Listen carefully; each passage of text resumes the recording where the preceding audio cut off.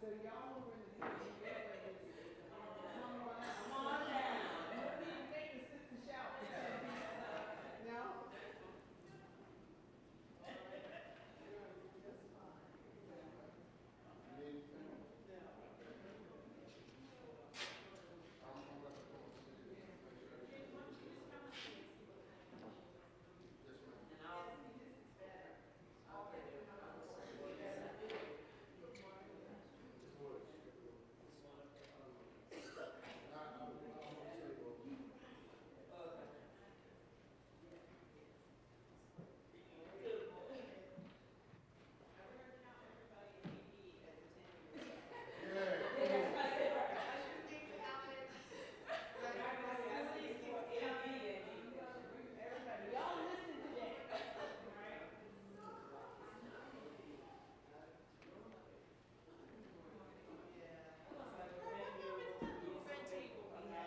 Bro, somebody sat there behind on it. Shut up. Yes, they did. That's the only way that, or either they leaned on it too hard. Okay, so And it broke. put all this extra. What don't you want on it? All she needs is this, and some water. Okay, we'll put it on the side.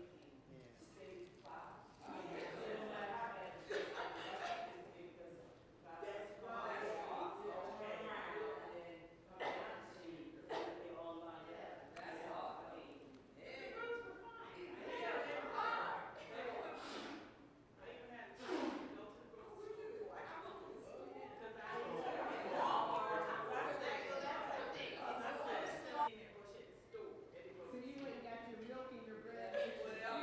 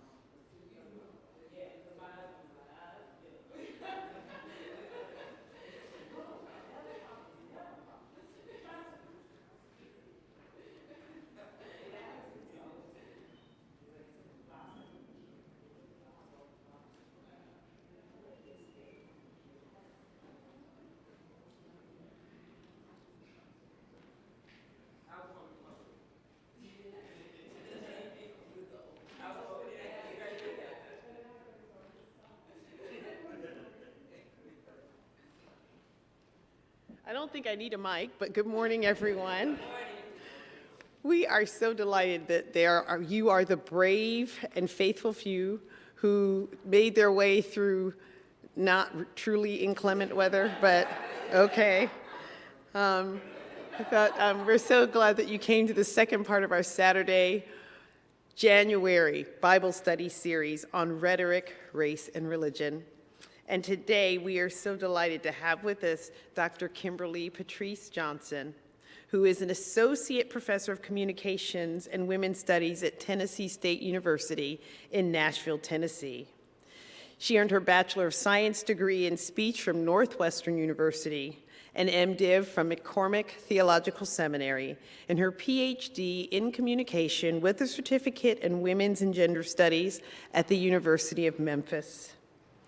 She has authored many books, including The Womanist Preacher, Proclaiming Womanist Rhetoric from the Pulpit, and other essays and articles that she has written can be found in the Wiley-Blackwell Encyclopedia of Gender and Sexuality, the Journal of Contemporary Rhetoric, the Listening Journal of Communication Ethics, Religion and Culture, and Religious Education.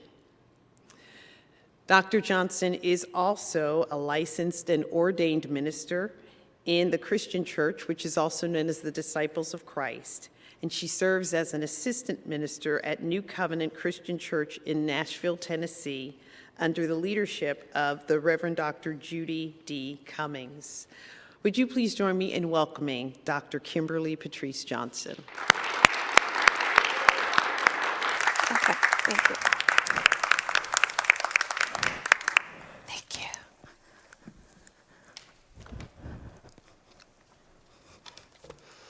Thank you so much for that introduction.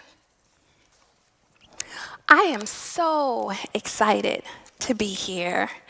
And first, let me start by thanking my good friend, your pastor, none other than the Reverend Dr. Howard John Wesley, for inviting me to come and share a little bit about the research and what I'm doing.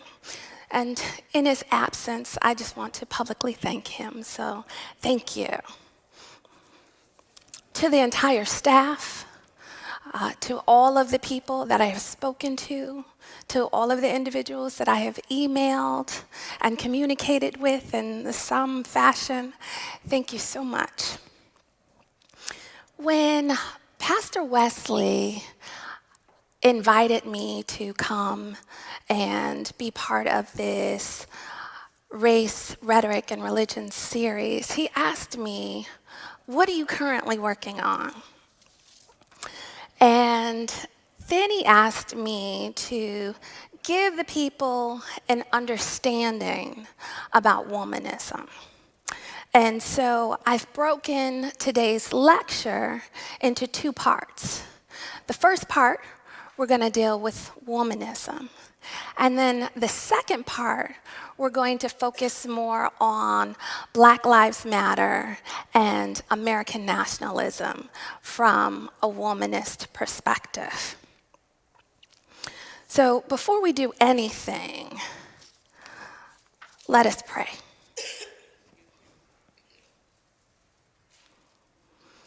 God, for gathering us here for this moment, we say thank you. Even in this space of professor and people, help us to hear your voice, oh God. Help us to affirm each other. Help us to hear each other. And help us to learn from each other. It's in Jesus' name that we pray. Amen.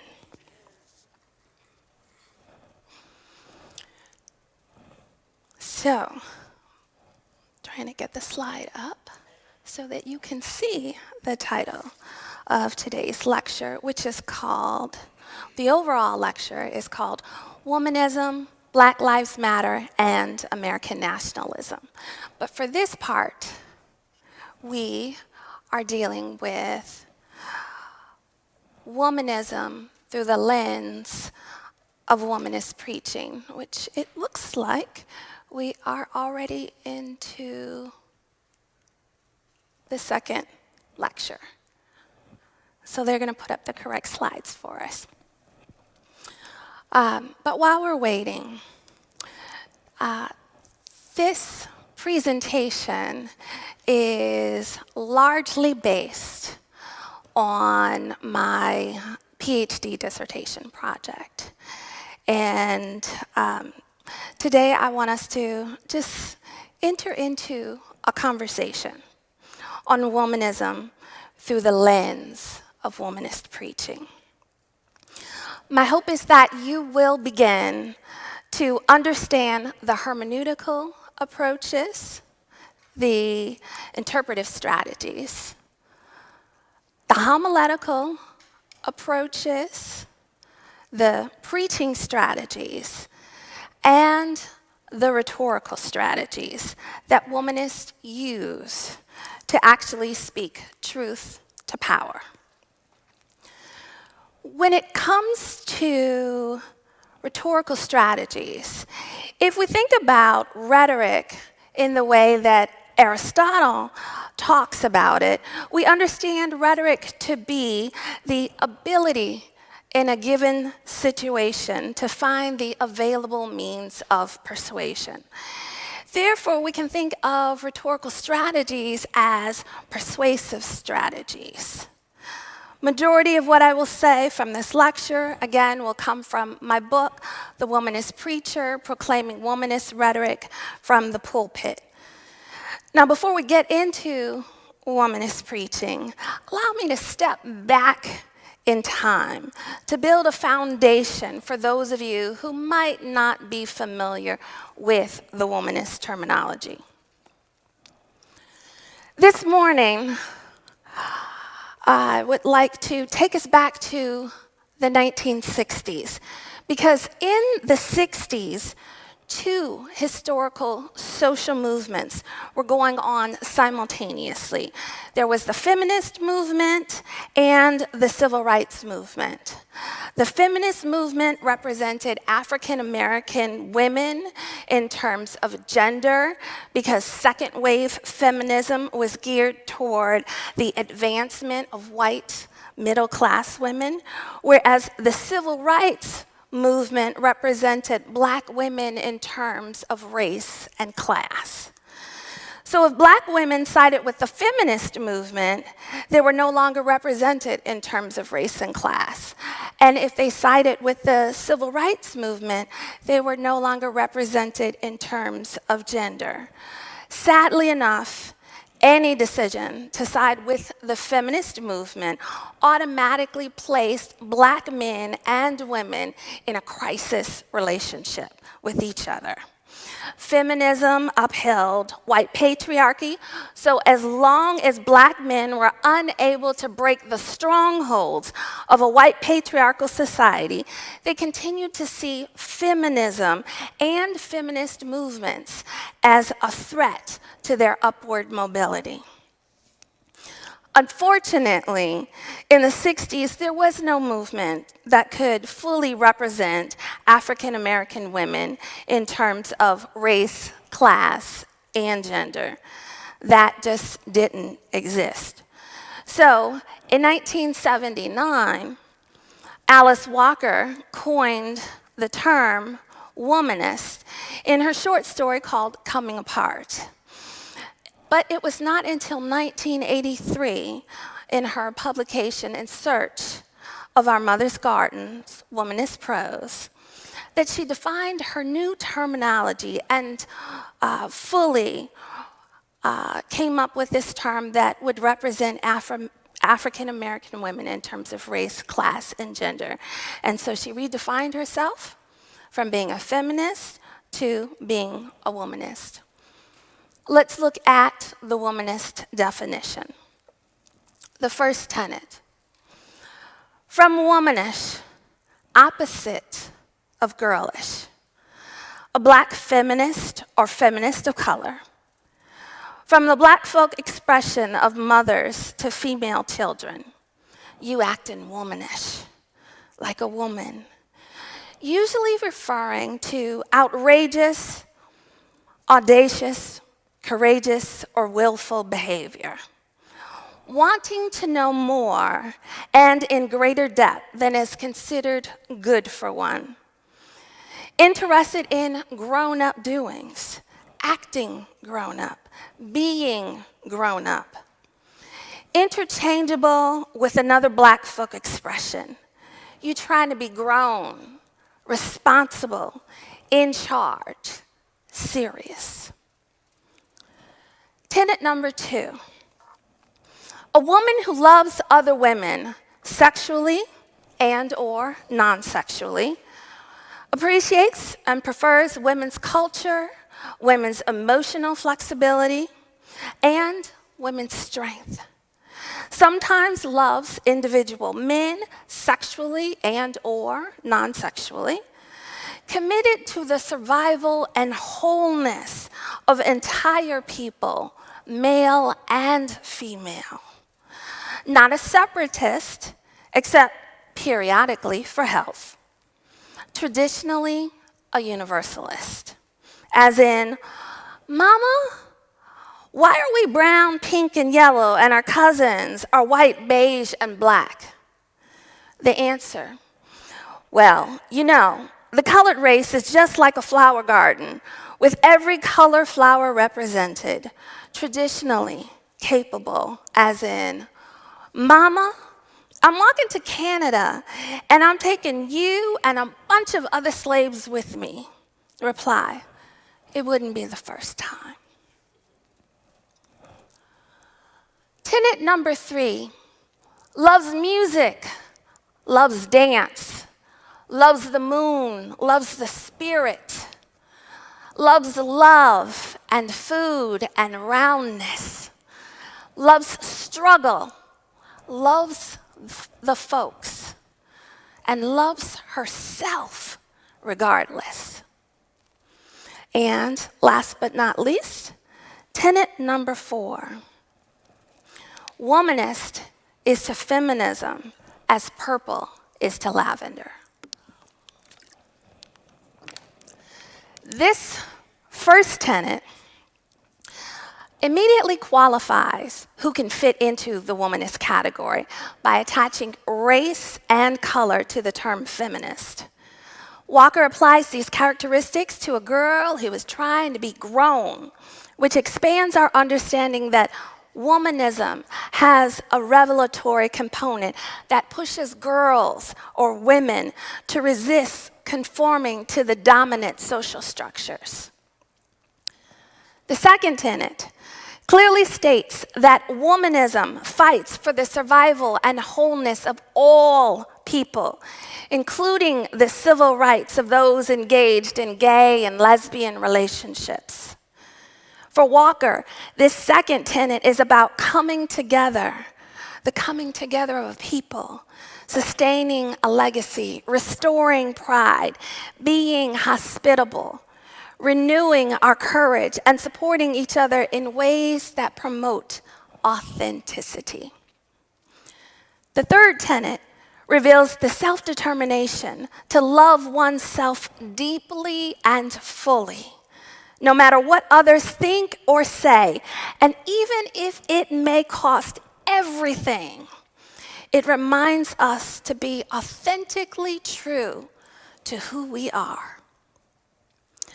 And then after reading the fourth tenet, you might ask yourself, well, what does this mean? For some, it means that womanism is a darker hue of feminism, since purple is a deeper shade of lavender. It also means that womanists have some deeper issues, some deeper forms of oppression that are unique to its own color and race. And on a deeper level, it stresses the need for Black women to be critical and not silent. Walker's 1983 womanist definition launched a movement among African American theologians, which became the genesis of womanist theology. Womanist theology developed out of the dissatisfaction with feminist theology, Black liberation theology, and Black preaching. In 1985, the late Katie Geneva Cannon, along with Jacqueline Grant and Dolores Williams, questioned what Christianity has to say to oppression. They discovered that economic exploitation, discrimination, racism, sexism, and segregation require African American women to construct our own set of values and virtues that will allow us to conduct ourselves with moral integrity in the midst of suffering. And so they merged their understanding of Walker's definition with their understanding of Christianity in order to redefine and create what we now know as womanist theology. Naturally, not too long after the emergence of womanist theology, womanism began to question the role of preaching in the Black church, which lends itself to the question, why do we need womanist preaching? Elaine Flake suggests that Black preaching has, in fact, perpetuated women's oppression by its use of biblical interpretations that rob women of their freedom and authentic personhood. She claims, if preaching is to truly reach the hearts, minds, and souls of African American women, preachers must employ an analysis of Scripture that reconstructs the Word of God in ways that are liberating to women as well as men, and that reflects the totality of the African American experience. Katie Cannon, Donna Allen, and Elaine Flake created typologies that characterize womanist preaching in a general sense. Let us take note of Cannon's typology as described by Allen, followed by Allen's own typology, and then we'll look at Flake's typology because it does an excellent job in just reflecting the attributes that all three women have assigned to womanist preaching. Katie Cannon's central homiletic concerns for womanist analysis are as follows. 1, eliminate negative and derogatory female images. Identify and refute the androcentric and phallocentric stereotypes that are dehumanizing, debilitating, and prejudicial to African American women. 2, address the marginalization of women in the biblical text and context. A womanist hermeneutic seeks to place sermonic texts in the real-life context of the culture that produced them. Images used throughout the sermon can invite the congregation to share in dismantling patriarchy and create an emancipatory response. 3, eliminate discriminatory language and the marginalizing of women characters in the sermon that in the biblical text are central figures. To challenge the sermonic retelling of the biblical story in such a manner that women are inferior to men. What happens to African American female children when Black preachers use the Bible to attribute marvelous happenings and unusual circumstances to an all-male cast? 4, monitor the impact of images to empower women and create an ethic of resistance to oppression. As womanist theologians, what can we do to counter the negative real-world consequences of sexist wording that brothers and sisters propagate in the guise of Christian piety and virtue? 5, a womanist hermeneutic considers the sociocultural context of the preaching event, examines the words of the preacher and the context of the community. What are the leadership roles of women within the church community This practice removes men from the normative center, and it removes women from the margins. 6, African American clergy women must have a praxis of resistance. The faith community's response to the proclaimed word is emancipatory praxis.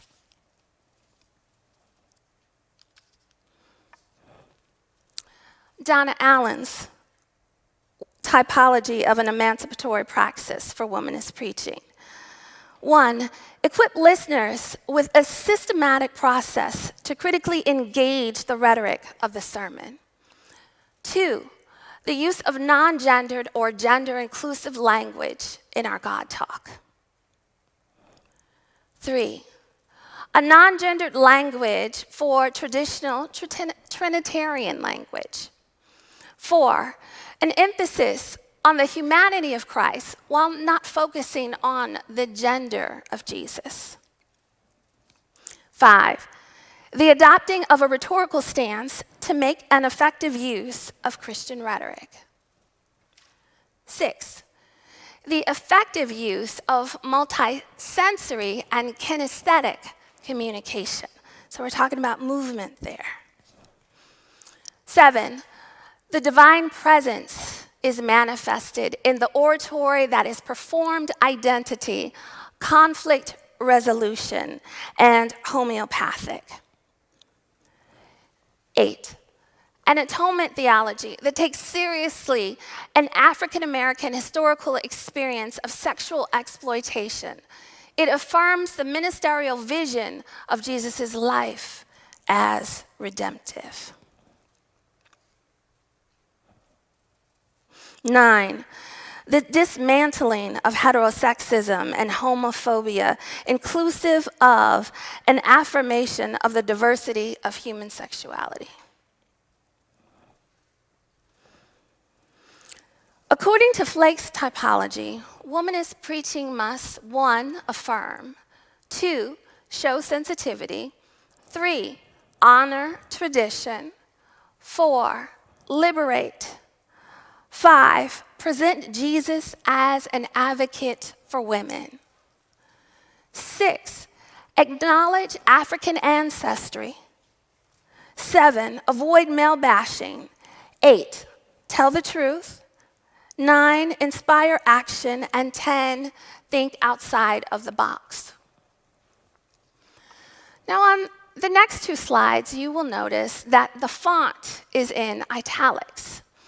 The reason the font is in italics is because the first 10 list what Elaine Flake had on her original typology. But when I had a chance to interview her and talk to her about this whole womanist preaching typology that she created, I told her that she needed to add what she has in the epilogue of her book, because that's some good stuff.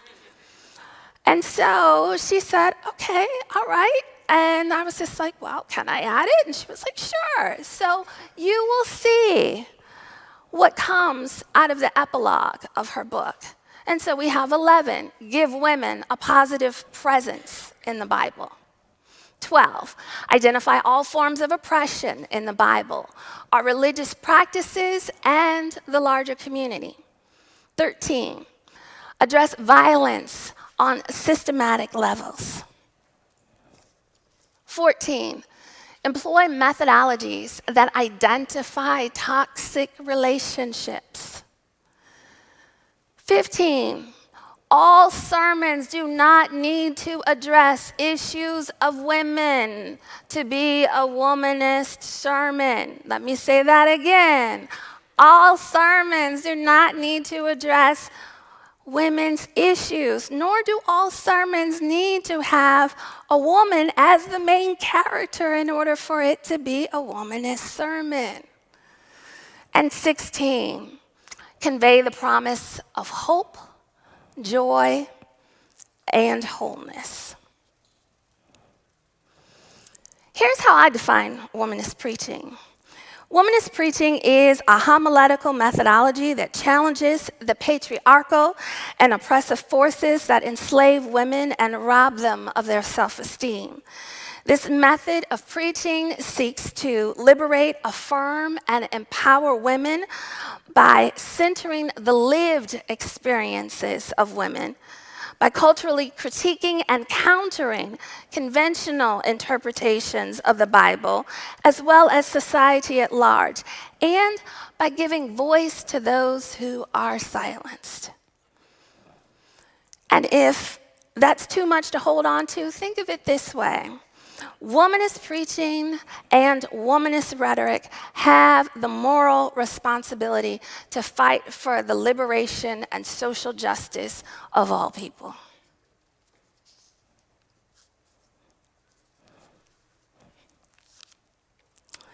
My book, The Womanist Preacher, Proclaiming Womanist Rhetoric from the Pulpit, takes the first step in womanist scholarship to dissect what is rhetorically going on in womanist sermons, and then it creates 4 rhetorical models to help womanist preachers, seminarians, communication studies students, women's studies students, and African American studies students to help them understand about a group of women who have been systematically ignored until the late 20th century.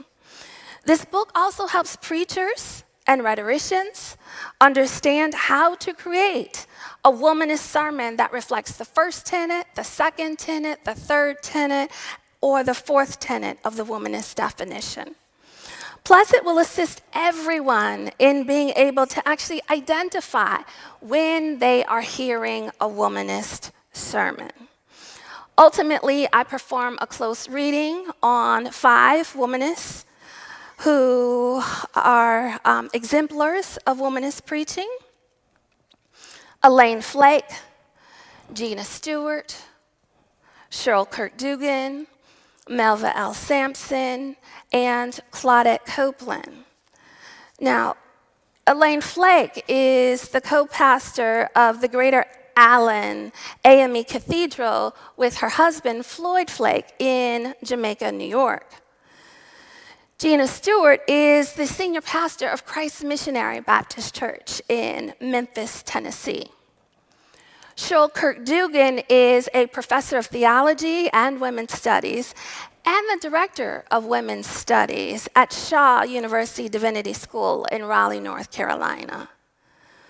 Melva Sampson is an assistant professor of preaching and practical theology at Wake Forest School of Divinity in Winston-Salem, North Carolina. And then Claudette Copeland is pastor emerita of New Creation Christian Fellowship, along with her husband, Bishop David Copeland, in San Antonio, Texas. My book investigates how womanist preaching attempts to transform or adapt the tenets of womanist thought to make it rhetorically viable in the church, and it looks at what's gained and what's lost in the process. I adopt the terminology that Stacey Floyd Thomas uses to represent Walker's 4 tenets of the womanist definition: radical subjectivity, traditional communalism, redemptive self-love, and critical engagement.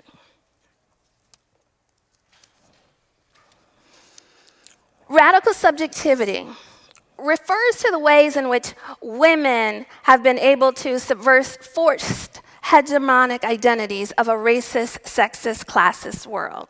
It is the radicality of affirming self and speaking truth to power in the face of formidable odds. It has to do with the journey toward identity formation, self-love, and self-worth. I argue that radical subjectivity sermons seek to liberate and lead people to a type of self-transformation, physically, spiritually, mentally, and/or emotionally, by re-imaging a victim into a victor. The preacher can rhetorically move a woman from being a victim of circumstance to being victorious over the situation once the moment of epiphany has been identified. Because an epiphany gives a woman profound insight and divine revelation that allows her to resist her current state of oppression. Radical subjectivity reflects the journey toward identity formation, self-love, and self-worth, along with a moment of epiphany that empowers a woman to escape her oppressive situation. So what I discovered that radical subjectivity sermons reveal a moment of epiphany that empowers one to act or escape her oppressive situation. This epiphany is key to all your radical subjectivity sermons.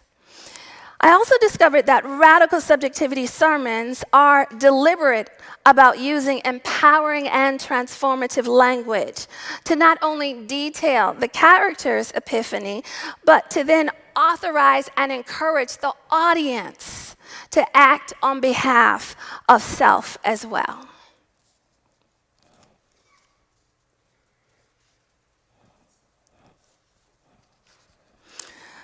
Elaine Flake's rhetorical tools. Now, Elaine Flake's sermon is called The Power of Enough. She comes from Genesis chapter 29, verses 31 through 35. Her focal text is Genesis 29, verse 35. And this is the story of Leah, who was not loved by her husband, Jacob. The Lord opened her womb so that she was then able to give birth to 4 sons, and she named each son after her current condition. So you have Reuben, because the Lord has seen my misery. You have Simeon, because the Lord heard that I am not loved. You have Levi, now my husband will become attached to me because I have bore him 3 sons. And then you have Judah. This time I will praise the Lord. She opens the sermon with the movie Enough, whose main character is played by Jennifer Lopez, and the character's name is Slim. And Slim is in an abusive relationship. And so she uses this enthymematic identification, and enthymematic comes from enthymeme, when you make an argument and one of the premises is left out. It's not explicitly stated. She uses this enthymematic identification to create identification between the movie character and the biblical character using the same premise. She uses light-dark metaphors and then the reversal, the dark-light metaphors, to express the difference between where she started and ended, to emphasize the future that is in store. She names domestic violence and rejection to confront oppressive forces of power. She uses cause and effect relationships to show that what happened to her, the abuse, has caused something to take place within her. She uses fight war language and imagery to show the extremes of the abuse and the perversion of the abuser. Next, we have Gina Stewart's rhetorical tools. Gina Stewart's sermon is called Enough is Enough, and she uses the same text as Elaine Flake. So both preachers are found in the same chapter. I thought it would be great to take 2 womanist preachers who are exemplars of womanist preaching and just show how 2 different individuals can approach the text from a different perspective. Gina Stewart uses analogy to compare the movie character's emotional and psychological prison to that of the biblical character. She uses emotional and psychological prison language to develop the imagery and depth of Leah's spiritual battle. She names domestic violence, rejection, and patriarchy to confront the oppressive powers that exist. She uses embodiment. So at the end of her sermon, she becomes Leah, and she leads us to our own moment of epiphany. And she does this to create identification with the audience by expounding on what the biblical character possibly said about her situation. And she uses the Jacob Laban metaphor to help people identify their own oppressors, right? Because we all have some Jacobs in our own lives. So after looking at both of those sermons, I was then able to create a rhetorical model that reflects what womanish preaching looks like if it is going to showcase the first tenet, radical subjectivity. So radical subjectivity sermons, they focus on self to heighten maturity level and to increase identity formation, self-love, and self-worth. The aim is always going to be liberation because they're moving a woman from being a victim to being a victor. These sermons identify weakness and unhealthy relationships that consist of physical, emotional, and mental abuse, and then pinpoints a woman's moment of epiphany. They do this to affirm the power that exists in choosing to get out of our own destructive relationships. Or said another way, it does this to affirm the power that exists in choosing to get out of oppressive situations. The rhetorical tools that they use, I've only highlighted 2 because we just went through a whole list of rhetorical tools. And the reason you will see an asterisk next to rhetorical tools is because I'm basically saying use whatever tool is going to get you to your desired end. That's what you need to use. So pull out whatever is going to help you from your toolbox of rhetorical tools. And the 2 that these 2 women used that I thought were most prominent was the use of fight war language and their use of imagery. And they did this to show the extremes of the abuse and the perversion of the abuser. These sermons encourage a human agency and a rhetorical agency so that women will change their oppressive situation and realize and proclaim to themselves that they do not have to live in an oppressive situation. The sermonic values are self-love, self-affirmation, self-worth, to affirm a woman's humanity in the midst of her oppression so that she'll stop looking for validation from others. And they name oppressive forces such as domestic abuse, infidelity, rejection, bondage, subordination, patriarchal domination, insecurity, wounded self-esteem, and emotional dependence, to lead people to a type of self-transformation physically, spiritually, mentally, and/or emotionally. Traditional communalism sermons. These sermons have a Jeremiah, which we call a rhetorical Jeremiah. It's this calling back toward our community and our ethnic values. Traditional communalism speaks to the ways that cultural traditions have nurtured and supported Black women on our individual and collective journey toward liberation. I argued that traditional communalism sermons seek to heal and liberate both self and community through its rhetorical Jeremiah that calls people back to their beliefs and values in one's own community. The preacher must reconcile individuals and communities back to their original beliefs and values through a self and communal healing that will free people up so that they can go back to being in authentic relationship with one another. Traditional communalism will always reflect a Jeremiah.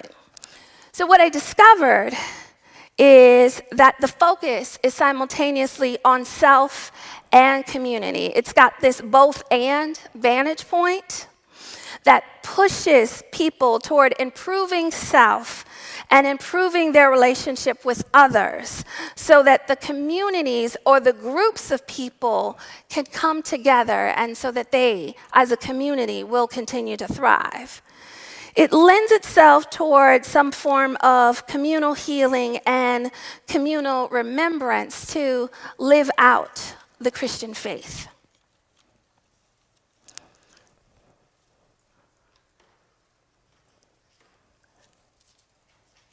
So let's look at Cho-Kirk Dugan's rhetorical tools.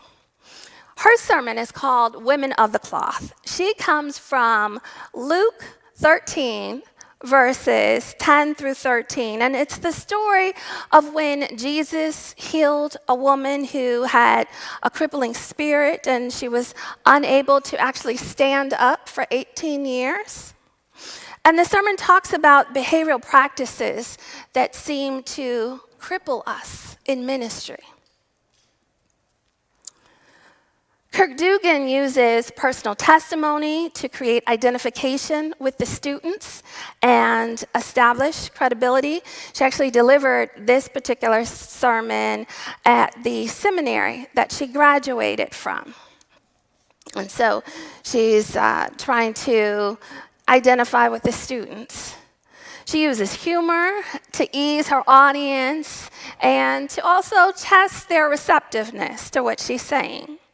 She talks about a crippling spirit metaphor, and that metaphor basically covers all of the isms, the racism, sexism, classism, all of the isms, to show the spiritual impact of social oppression. She uses the language of sickness, our own bent-overness, to identify our current condition and what cripples self and community. She names sexism, patriarchal sexism. And I know that might sound strange, but that's just an emphasis on the fact that we, women, can be sexist against each other. Amen. She also names heterosexism, racism, classism, faux churchism, and the game of passive-aggressive to confront the oppressive forces of power and to overcome the pathological behaviors. She reimages the biblical character to create this enthematic identification. She uses rhetorical or interrogatory questions to deepen the dialectical exchange between the preacher and the listeners by engaging the audience's capacity to think about their own lives and to think about what's crippling them. She uses inclusive language to allow people to image or see God for themselves in a manner that advances their own faith. She uses a cultural critique, and her cultural critique is on patriarchy and misogyny. She does this to critique society's cultural norms and offer a perspectival corrective. She has this 2 Sundays without women analogy that she really gives to a lot of her Catholic and Baptist friends who are women in ministry that say that they have a hard time getting ordained and licensed. And so in the sermon, she talks about this idea of 2 Sundays without women. And I'm not suggesting that for this church, so let's just be clear. But what she says is that for 2 Sundays, try not showing up for church, not supporting the church, not tithing, not giving a dime, and let's just see what happens, because the women are the ones who make up the church. And so she says that the Pope will have to create an encyclical, quick, fast, and in a hurry to remedy that situation. She uses the rhetorical Jeremiah to call people back to their cultural beliefs and values.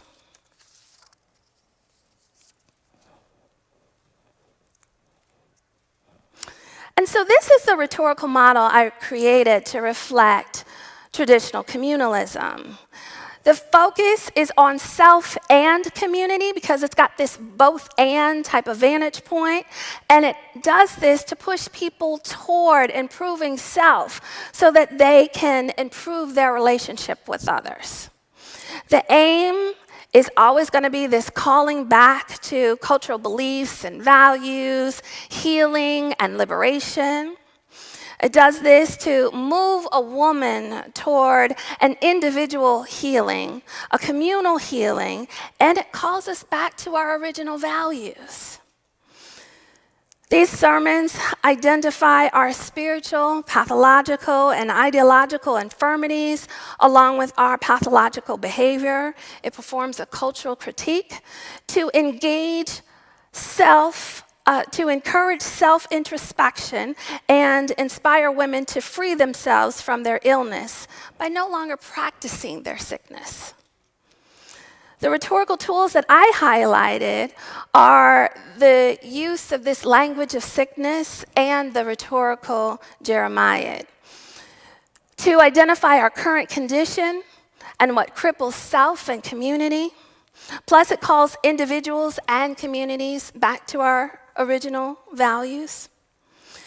It's always going to encourage some type of human agency. It's going to encourage you to act on behalf of self.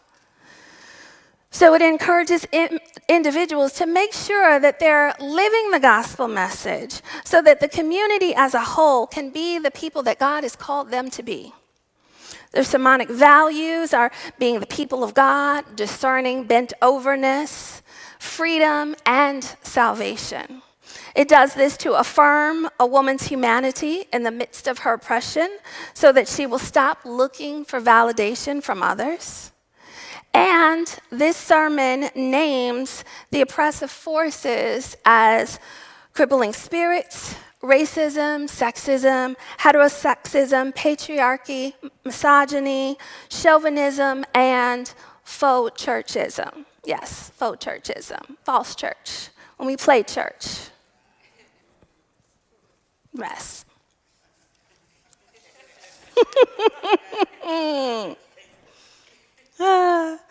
Redemptive self-love. Redemptive self-love, according to Floyd Thomas, redemptive self-love means to unashamedly love self and stand up for self. This individual is not on a journey towards self-love because she already loves herself regardless. I argue redemptive self-love sermons seek to redeem a woman by removing the socially perceived shame of a woman away from her actions. So the preacher must offer some type of perspectival corrective that re-images the woman from being a villain to being a heroine by identifying the integrity and the morals by which she lives. This type of preaching is definitely going to lift the shame, it's going to lift the dishonor, it's going to lift the disgrace, and even the condemnation that society has placed upon the woman. These sermons also require the preacher to encourage women, both in the text and in the audience, to match their human agency and moral agency with a rhetorical agency. Redemptive self-love reflects the ability to unashamedly love self and stand up for self, regardless of what anyone else thinks. What I discovered about redemptive self-love sermons is that the oppression in redemptive self-love sermons never truly comes to fruition because the woman, and in this case, the sermon looks at Queen Vashti, the woman adamantly refuses to submit to the request or adamantly refuses to be objectified. Redemptive self-love sermons empower a woman to match a verbal response to the decisions and actions she has already made. Redemptive self-love sermons lend themselves toward re-envisioning the audience's perception of a biblical character, a historical figure, or a more contemporary person, from being a villain to a heroine, one who has revolutionary love for self. Redemptive self-love sermons have to work at taking the socially perceived shame away from her actions. And that a woman in a redemptive self-love sermon loves herself regardless. Melva Sampson's rhetorical tool. So her sermon is called Hell No. Yeah. That's her sermon. That's the title. I'm like, can you imagine going to a church and saying the title of my sermon is? Yeah, so hers is the raciest sermon out of the bunch. Her sermon comes from the book of Esther, chapter 1, verses 1 through 12. And it's the story of King Ahasuerus summoning Queen Vashti to basically come before him wearing nothing but her crown, right? Because he's run out of toys to show off. So in her sermon, she uses provocative language to encourage women to go for the shock and awe value by matching their actions and decisions with an emphatic oral response. She uses the Hell No lyrics from the musical The Color Purple, and the first line to those lyrics say, "Girl, child ain't safe in a family of men's." So she does this to call attention to the predatory, oppressive, and abusive nature of some men that leads to rape and incest. She uses the anecdote of sitting around Nez's kitchen table. Nez is Melva Sampson's grandmother. And so women in her family will congregate around the table, talk about what's going on in their lives, and they will talk about their hell no moments. And so she does this to establish the meaning of hell no, which is an emphatic refusal that's used to actually, it's a refusal of someone. Let's just look at the next one, the hell no testimony. Here's an example. Hell no is this emphatic refusal, and so in the hell no testimony, Melva Sampson is giving her own testimony on how she was invited to a church, and the preacher introduces her, but she's not allowed to preach in the pulpit. And so for her, that was a hell no moment because she was not about to succumb to that type of oppression. And so she uses the hell no testimony to show us how we must resist whatever tries to silence us. She uses embodiment in her sermon to encourage Queen Vashti and all of us to go ahead and say the words, hell no, when we find ourselves in a hell no situation.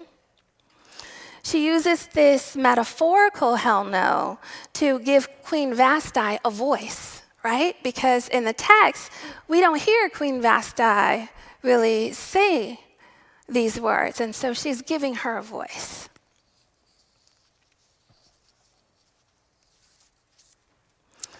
So this is the rhetorical model that I created to reflect redemptive self-love sermons. The focus is on one's ability to love herself regardless and the community's perception of her actions.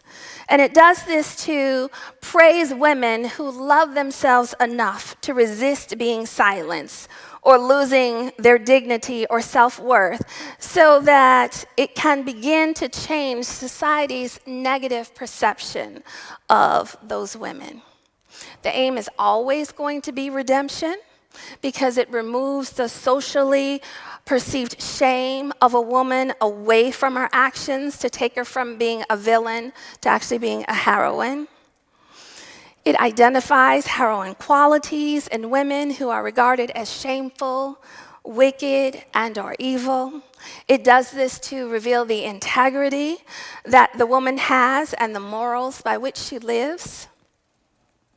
The rhetorical tools I highlighted would be the provocative language that's used in this sermon, along with the metaphorical hell no.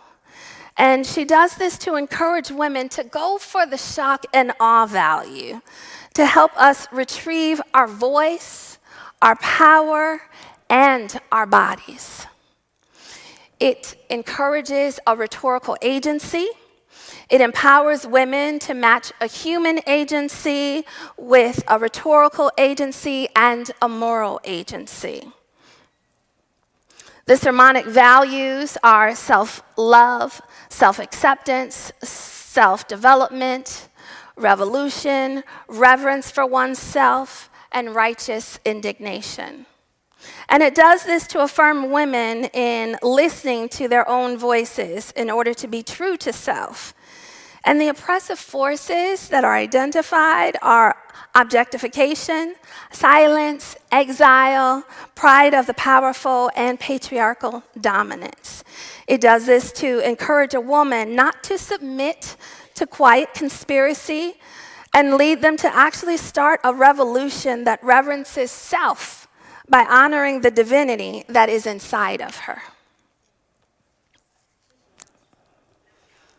Amen. Critical engagement. Critical engagement calls for a critical evaluation of society's cultural norms. This cultural critique engages major questions in a variety of disciplines and social contexts. I argue that critical engagement sermons seek to culturally critique society's oppressive forces by challenging the ways in which we view people's problems and by forcing us to confront our own internal systems of beliefs so that we can collectively combat external systems of belief. The preacher must offer a perspectival corrective that moves people toward partnership and inspires a collective. It inspires them to collectively change their thoughts and behavioral practices. The preacher must also devise a plan on how we can fix or eliminate the problem. Critical engagement reflects a cultural critique of society's cultural norms. So what I discovered about these sermons is that they share this dual focus of self and community, but the difference is that these sermons are mainly concerned with targeting the community to change the community's behaviors and thought processes. Critical engagement sermons critique the social forms of oppression through an embodied mediation that challenges the ways we know, the ways we think and act, as well as pose the question, what can we do? So let's look at Claudette Copeland's rhetorical tools, and I actually had to break this up into 2 slides. Her sermon was the longest sermon out of the group. She preached her sermon at Mississippi Boulevard Christian Church in Memphis, Tennessee. And she preached it while I was working on my PhD dissertation in Memphis, Tennessee. So I was present for this sermon. And she takes 2 texts. She comes from the Song of Solomon, chapter 8, verse 8, which is the story of the brothers asking, "We have a sister, she hath no breasts. What shall we do when men come asking for her?" And then she takes a Romans text, Romans 15, verse 30, which simply says, "Join me in the struggle." Now, you can probably figure out that she was our breast cancer awareness speaker, right? Especially with that first scripture of choice. So she uses female and male characters in her sermon, and she does this to balance the genders. She uses a terrorist metaphor. Kurt Carr was the guest, the musical guest that particular day. And so, of course, he sang, everybody was just, the spirit was high. It was already jumping. The sanctuary was set for the preaching moment. So when she gets up there, she says, "Kurt Carr, you are a terrorist." This is what she says. And she does this to basically preview this idea that people who pray become Satan's greatest terror. She uses an anecdote of the rat trap in the farmhouse. Now, I don't know if you've heard of this, but let me just kind of explain it briefly. So it's this story, the rat trap in the farmhouse. So there's a rat in the farmhouse. So the farmer puts down a trap because, of course, they don't like rats, in their spaces. I don't either. So put down a rat trap. The rat goes to all the animals and says, "There's a rat trap in the farmhouse, a rat trap in the farmhouse." And all the animals that she talks to, or that the rat talks to, are just like, "Okay, well, that's not my problem. I'm not a rat. That's on you." And one day, a snake gets caught in the rat trap. So the farmer's wife goes to the farmhouse, and she notices that the snake is caught in the rat trap. When she goes to actually try and help, which she's better than I am, because I wouldn't. But when she goes to try and help the snake bites her. And so then the farmer's wife becomes ill. And unfortunately, after a while, the farmer's wife passes. And whenever you have a funeral, more than likely, you're going to have a repast. And you're going to have to feed the people because they're going to come. Well, you have all these animals in the farmhouse. And so the farmer had to slaughter the chicken and, slaughter the cow, because they wanted chicken, they wanted beef, they wanted everything. So she's telling this story to help us understand the concept of what affects one really affects everyone. Yeah.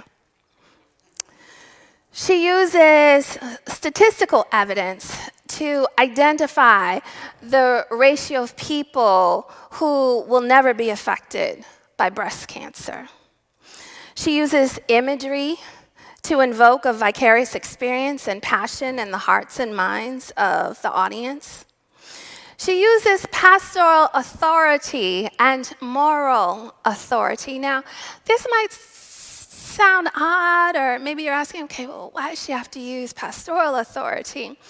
Well, it's because of the text that she chose that morning. She's dealing with a text that's talking about, what shall we do for our sister who has no breast? So you can already figure out that since she's a breast cancer awareness speaker, she's going to be talking about breasts. That can sometimes make people uncomfortable. And so she uses the pastoral authority to stand there and explain to the audience that she is doing exactly what the pastor asked her to do. Then she uses the moral authority of the Bible to remind people that if God can speak through a donkey, then that particular morning, God's going to speak through some breasts. Then that's what she says. She uses erotic and scenic language and medical terminology. So when we get into the scenic language, that was just masterful. I mean, she's talking about breasts as a complex landscape. She's talking about them as a highway system of complex ducts and thoroughfares. It was unbelievable to hear how she was able to just paint that picture. And she does this to help the audience recognize their own hypocrisy, identify with the biblical character, and intellectually understand the affliction and the oppression.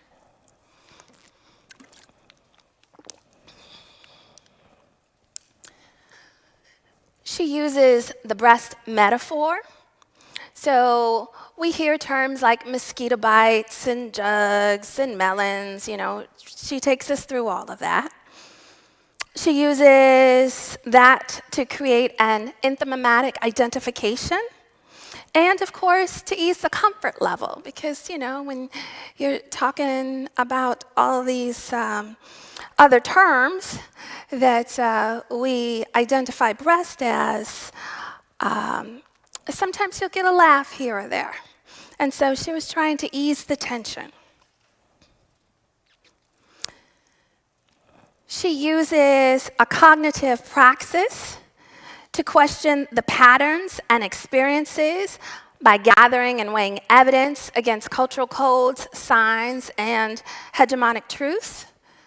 She uses a reversal to shift from the positive side of being in love to discuss the negative side. And it's this whole idea that wounds of the flesh wound the soul. She uses an axiom to establish the wounds of the body as the greatest wounds. She uses her own personal testimony of experiencing breast cancer, going through that whole journey, to help the audience identify with Copeland's struggle. She uses this confession of wanting to kill a Negro. That's what she says. She does that to emphasize that prayer needs to be the weapon of choice. And let me explain what this confession was all about. So she was saying that she didn't know she still had it in her to want to go and apply for a gun license and get a gun, put the gun in her purse, and bring it with her to church. She didn't know that she still had that in her. But when she was going through breast cancer and when she was coming to church, as sickly as she was, but still coming, she talked about how she had to sit through watching some of the women of the congregation go up to her husband and say, Pastor David, would you like anything? As if to suggest that they still have theirs. And she didn't know that she would want to kill a Negro. And that she would be fine with that. She'd just go to prison and start her own prison ministry. She didn't know she had that in her. And so that's what she was talking about. And then at the end, she gives us another anecdote. And this is the anecdote of the sickly little street doggy. And that story was about a veterinarian who comes across this little mangy dog, and the veterinarian takes the dog home, cleans the dog up, has to put ointment and all that kind of stuff in the wounds of the dog. And the dog is just really appreciative. It's a female dog.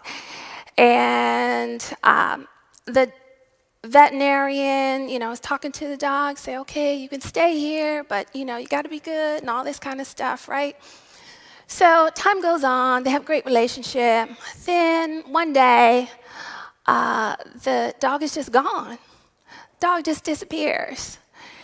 And some time goes on, and then one morning, the veterinarian wakes up to hear this commotion outside of his house.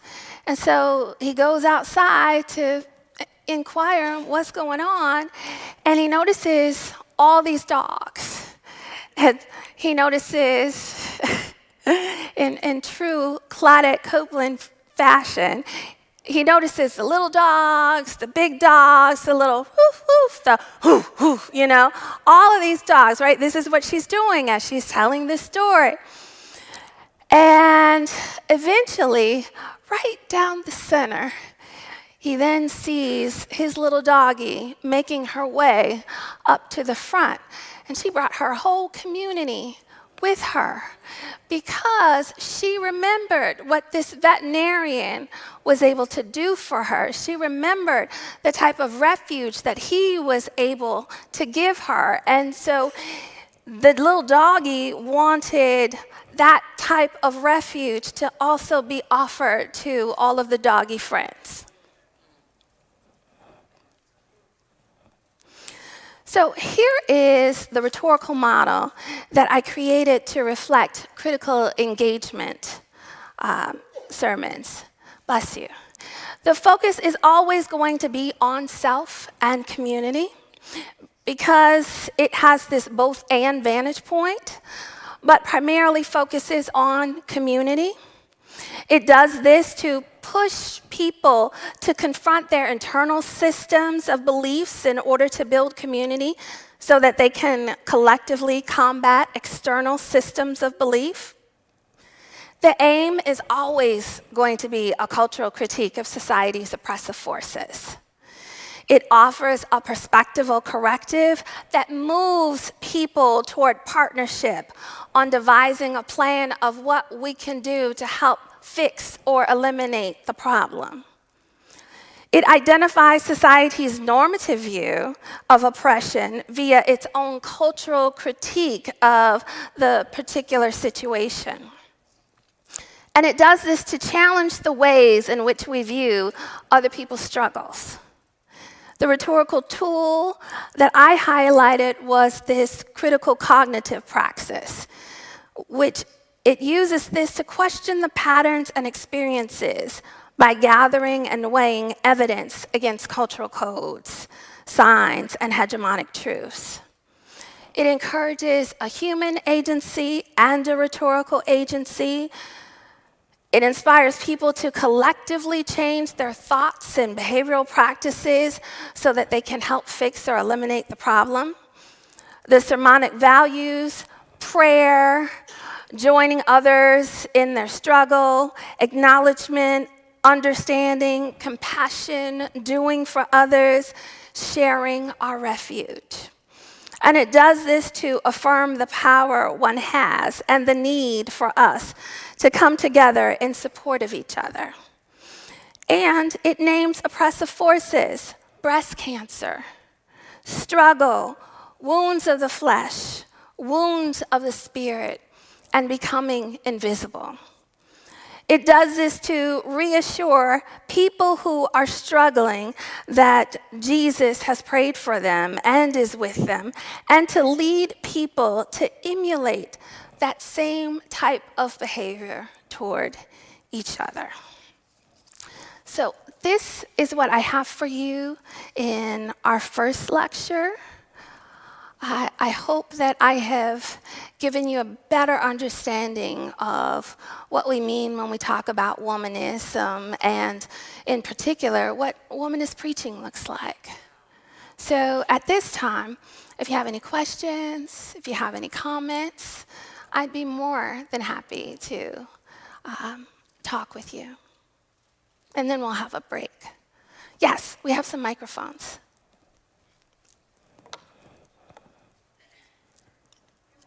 Good morning. My question with regards to I have my notes over there, but the first one was the reflective, excuse me, I can't remember all, but I was thinking about the story of Adam and Eve. Now, that is a very popular story, whether you go to church or not, and the role that Eve plays is often seen by conservative preachers in a negative light, using the various lenses. Or how have you had a chance to look at that story through a womanist view, or if so, what would you think would be kind of a great...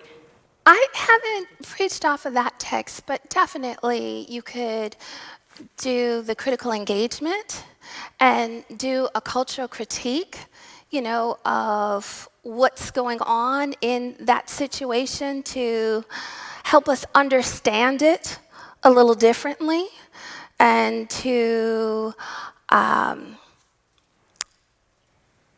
give us a more even playing field, if that makes sense. Yes. Okay. I think I was looking for more of an example of how you could look at it or what we would expect. Okay. I know you hadn't had a chance, and I think I'm putting you on the spot, but I had some prompting words, but I left my notes over there. You were talking a lot about society and how it's about self-value, and how could essentially Eve, if we looked at Eve and what her predicament was, how she could now value herself, because she's essentially blamed for the fall of mankind for the rest of history. Biblical, secular, doesn't matter. She's synonymous with failure, with temptation, with all of that. And so I'm trying to think, with that so heavy in the minds of people who are saved, unsaved, people who go to church or don't go to church, how can you overcome that with some of this type of womanist?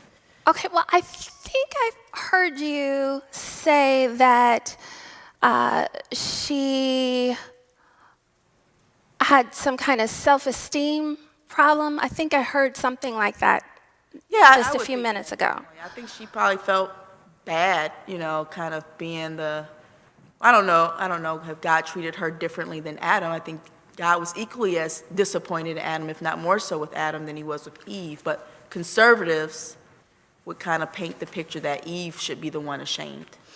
Okay, so the reason I just thought of critical engagement is because we would need to retell the story. When I think of Eve, I don't think of someone who's got some self-esteem issues. Now, I think of someone who society has definitely given her a bad rap.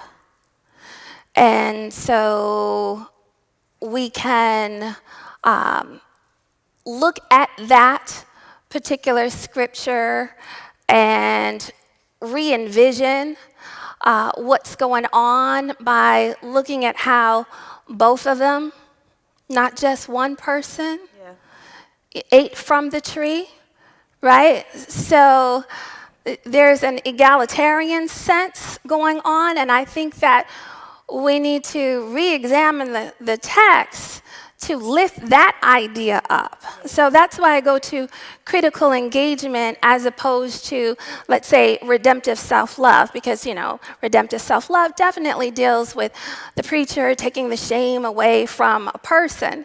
But I don't see Eve in that light. And so that's why I jump over to critical engagement and say, let's just reevaluate what's going on, what was going on during that time.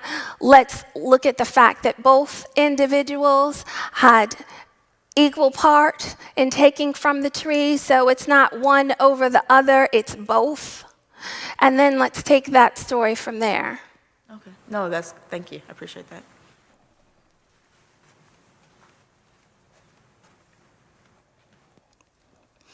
Comments? If there are no questions, comments.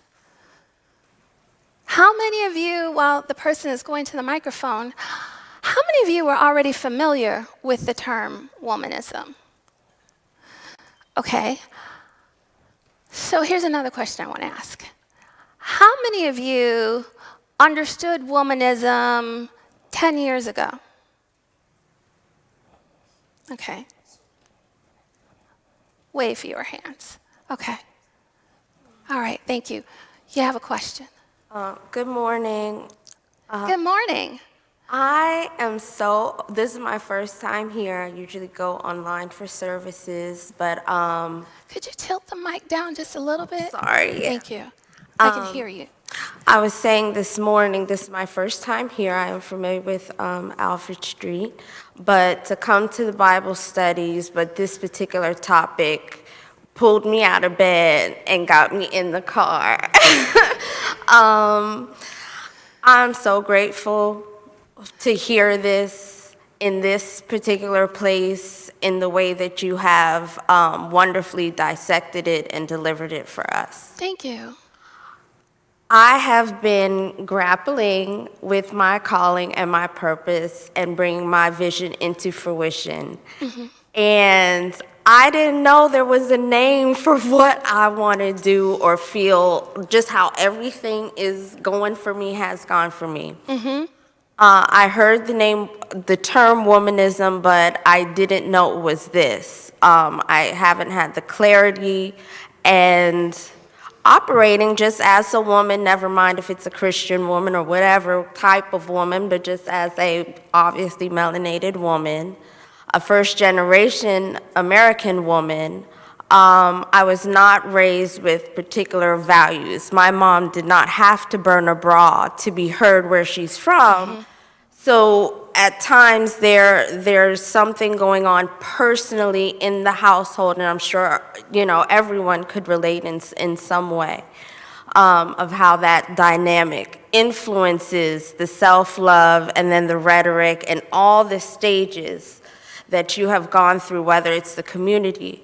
I woke up with a thought this morning. My dad is still, retired in his country, a political scientist, and I woke up with a thought that I never had before with my father. To only then Google what's going on locally to hear about you and this womanism and my dream for this business.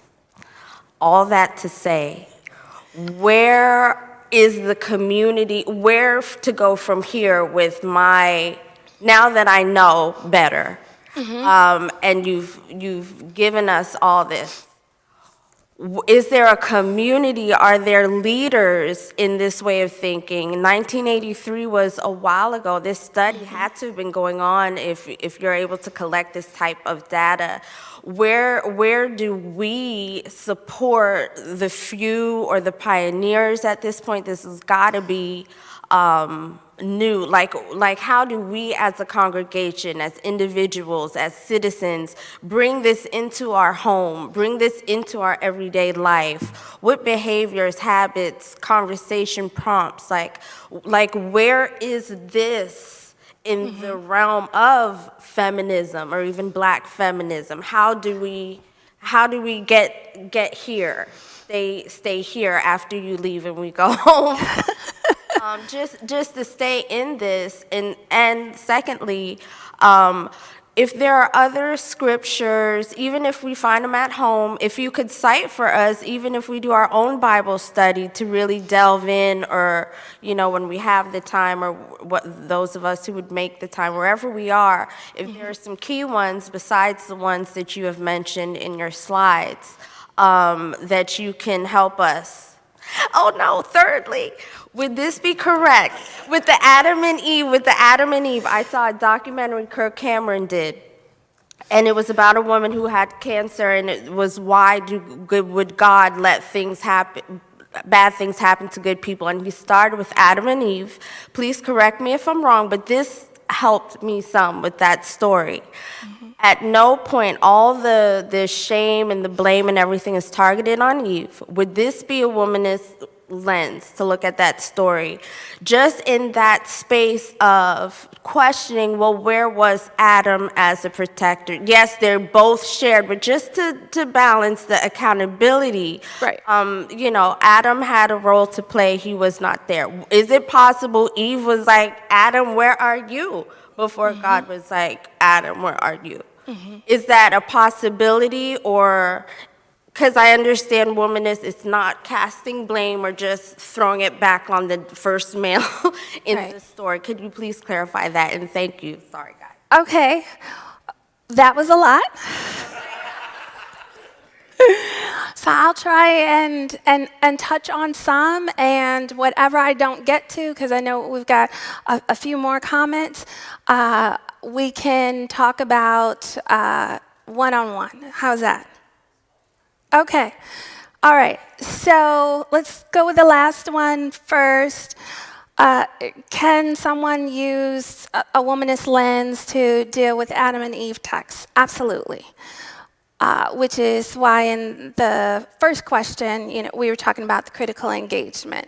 Now, with that being said, I have taught a womanist preaching course at my alma mater, McCormick Theological Seminary. I taught that course a long time ago. That was 2010. It was a week before I defended my dissertation. And it was to the doctoral students. And you can take the same text and you can come at it from a different angle. So even though I gave the first person the response of, I would go to critical engagement, well, someone else might go to traditional communalism. Someone else might look at the text and do something with radical subjectivity. People can use the text, but attack it from the various rhetorical models, okay? All right, now going back to what you said up front. First, I guess I would say is your story reminds me of me when I came to looking at womanist preaching, because I didn't learn about womanism when I was in seminary. And I went to seminary 20 years ago.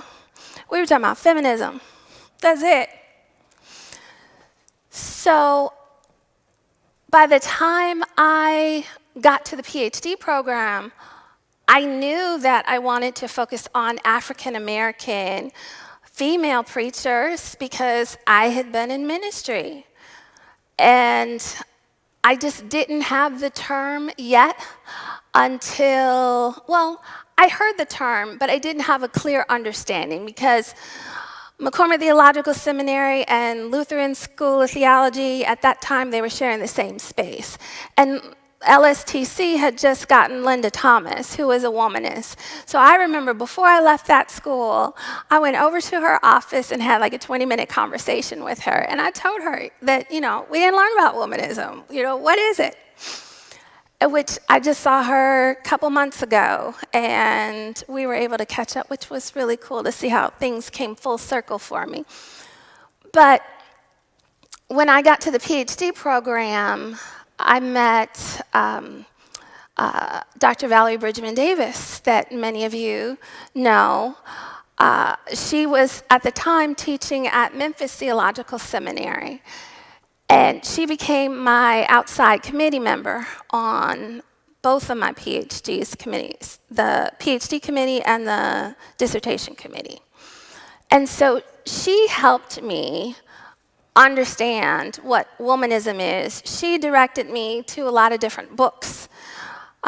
She challenged me to come up with my own understanding of womanist preaching, and I was able to take some classes with her, one at the seminary and the others at University of Memphis, because she then was an adjunct for us for the program. And so I would say, do a Google search to find the womanist books. Womanism is, it first came out in literature because you've got Alice Walker, right? So then it hit the scene in terms of womanist theology. So you have a whole bunch of womanist theologians, womanist ethicists who are writing about womanism. And then womanist preaching came out. So now individuals are writing about womanist preaching. And womanism is making its way into communication, which is where I'm situated in the communication department. So you won't find nearly as many writings from communication professors or rhetoricians on womanism, but you will find a lot of writings on womanism as it relates to theology, as it relates to ethics, as it relates to preaching. So you can definitely let your fingers do the searching for you, and you will come up with a whole list of womanist resources. And there are communities. There's a womanist listserv where womanists will read the daily postings.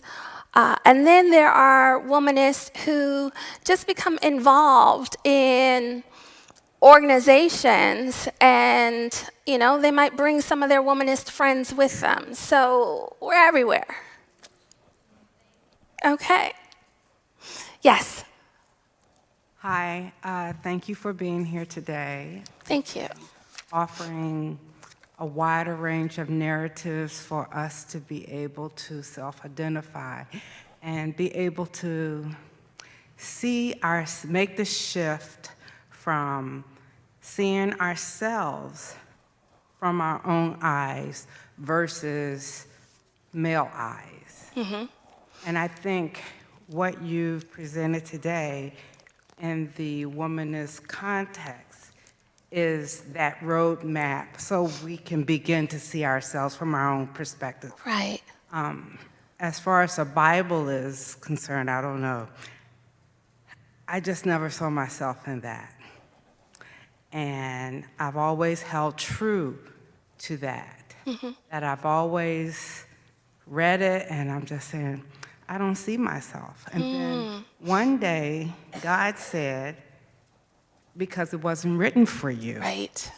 It was written from a male perspective. Mm-hmm. So then I start to look for a Bible from a female perspective, because we know that males are different from females, and females see the world different from males.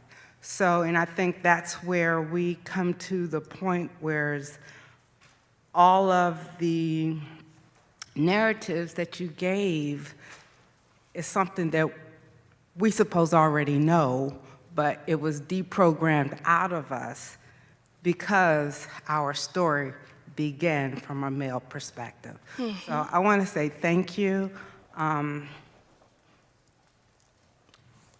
been looking for this because I've never felt comfortable in society because I know who God made me to be. It's just that I didn't Amen. see any examples out there. And thank you very much. Well, I'm so glad this was able to help. Amen. Okay, so I've been working on this question for the past 5 minutes. It's still not a very clear question. Okay. But I was reading the story of Leah this week in my devotional readings. You're reading the story of? Leah, when God Uh-huh. responds to her being Can you loved. I'm bring sorry. the mic down so I can hear Definitely. you? There we Does that go. work? Yes. Okay, great. So I was reading that story, and I was thinking this is the first time I've ever heard or read in the Bible that God responds to a woman who's in a loveless marriage with fertility, because it seems like God notices this and wants her to have company. But at the same time, after all of these children, she's still hustling for somebody else's love. Right. Because she doesn't have it herself. Right. And I contrast that, in my mind at least, with the story of Hannah, who's dealing with Penina, who's very fertile, but also jealous of Hannah because, again, her husband doesn't love her. So sometimes when I think about how we talk about marriage and fertility in church today, we don't often acknowledge that every marriage is not perfect. And we don't often acknowledge that a woman's fertility it doesn't have to be a source of sin or shame. Like, it doesn't have to be an either-or situation.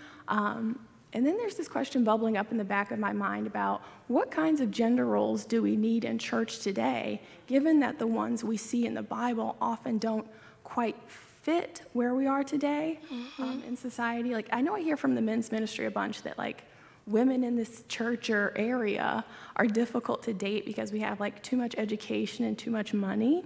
And I just feel like that's not a sentiment that's going to help us grow together as a church family. What?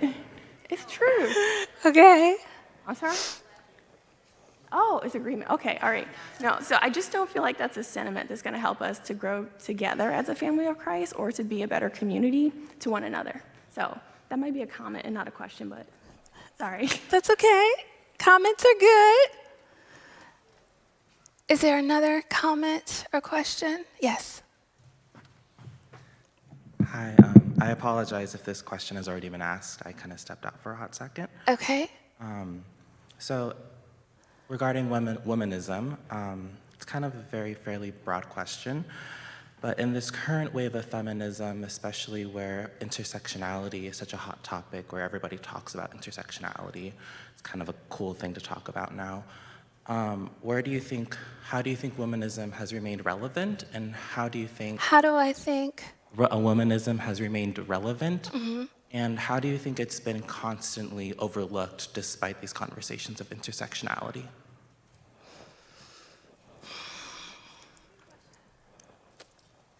So, womanism remains relevant by challenging all the forms of oppression. And the second part of your question was? How do you see womanism being overlooked despite all of these conversations of intersectionality in feminist spaces? Well, you know what?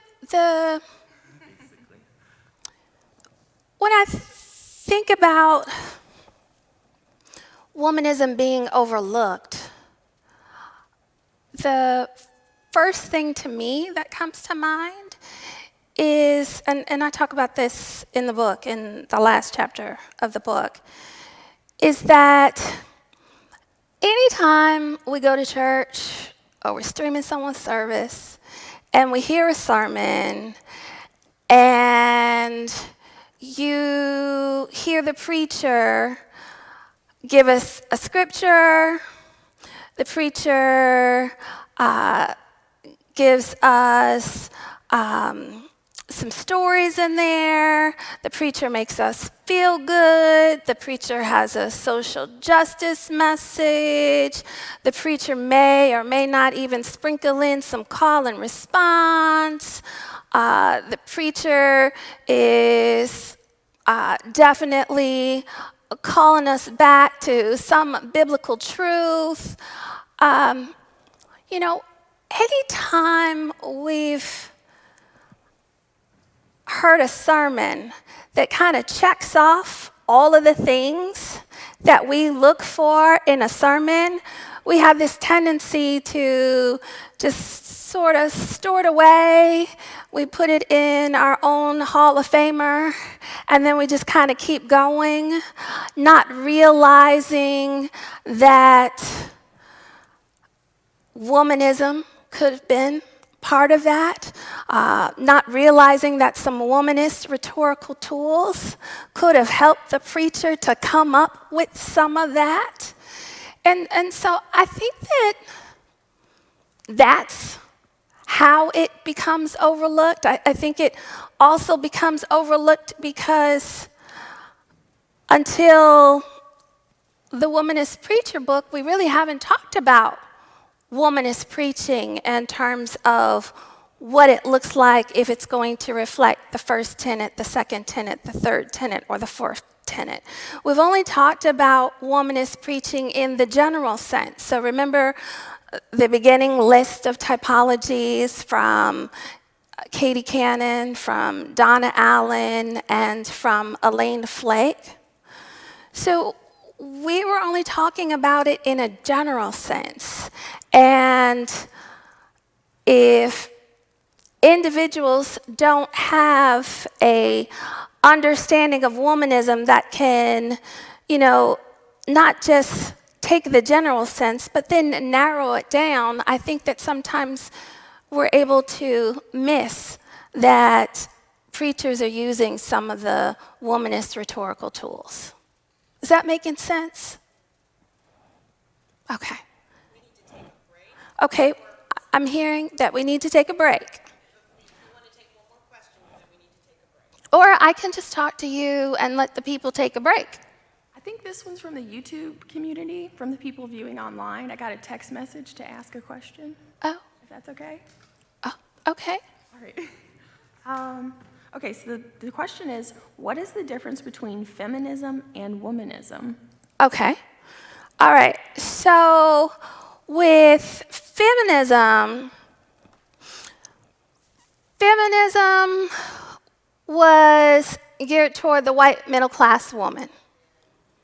That's who they were representing when we look at second wave feminism. Womanism is geared toward representing the African American woman fully in terms of race, class, and gender, whereas feminism was really fighting for just gender equality. So if you remember when I was talking early on, if a black woman sided with feminism, they were only being represented in terms of gender. But all of their needs in terms of race and class, that went out the door. And then if a person sided with the civil rights movement at the time when, second wave feminism was going on, then their need to be represented in terms of gender, because the civil rights movement still held on to patriarchy. So the need to be represented beyond just gender, those things went out the door. So that's why womanism was needed to, one, center the experiences of African American women so that we can feel affirmed, so that we can feel empowered, so that we can see ourselves in the biblical text. And two, so that we can fully be represented in terms of race, class, and gender. So I hope that's been helpful. Thank you all.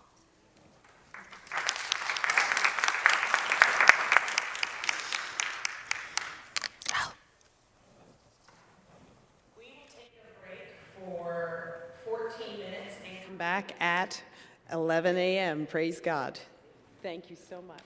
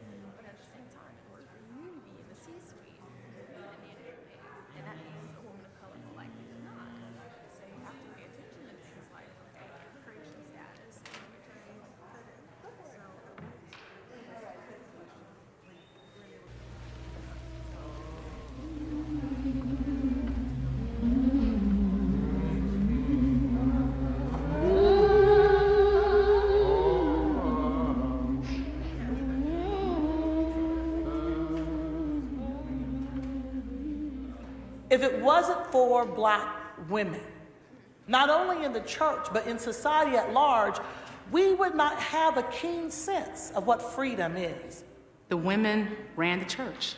They did everything behind the scenes and everything on Sunday morning to get ready for what some might consider showtime. They just weren't in the pulpit on Sunday morning. And if it wasn't for the women, if it weren't for the strength and perseverance of the women, we wouldn't have the church that I knew growing up. If Sunday all the black women in the black church decided to leave, I would basically take a text that says, "Finally, my brethren, farewell." Because black women have so infused and energized the black church. And if it wasn't for the women, I wouldn't feel that women have a voice in ministry, and certainly I do. So womanist theology and black women are essential to the very lifeblood of what we mean by the black church, the black religious experience, the black community. They stand at the heart of it. For black women at the crossroads of the ivory towers of the academy and the stained glass windows of the black church, the 1980s was a time of self-definition. In 1983, the African-American writer and poet Alice Walker coined the term womanist. The creation of this confessional concept was a significant moment for women who found themselves called to teaching in the learned guilds of religion and to ministry in the church. You don't start off saying, let's be the ones to create womanism. You find yourself in a particular context where there are no black women's voices and there's no scholarship by black women, and that you find yourself invisible, and that you find that your voice is not wanted and not heard. Black women do have voice, even in an institution that said that we didn't, that we were not in history books, that we didn't have a place in the church. And it was through that engagement over a period of time of meeting other women who were in little silos of institutions or in churches that I learned the importance of voice for all people. One of Jim Cohen's students challenged her professor by pulling his coattail and saying, "Hey, guess what? You black liberation theologians, you forgot something. You know, to free African Americans who've been under oppression, with the focus only being on freeing the male, you sort of left out half of God's creation here." Women all over the world began to challenge me, but it started at home with womanist theology and black women here at Union.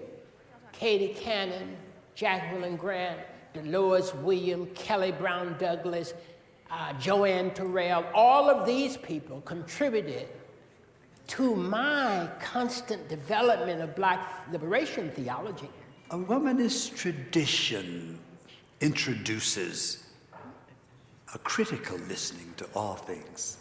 That's actually challenging, and I think probably strengthening to people who can no longer presume affirmation of everything they say.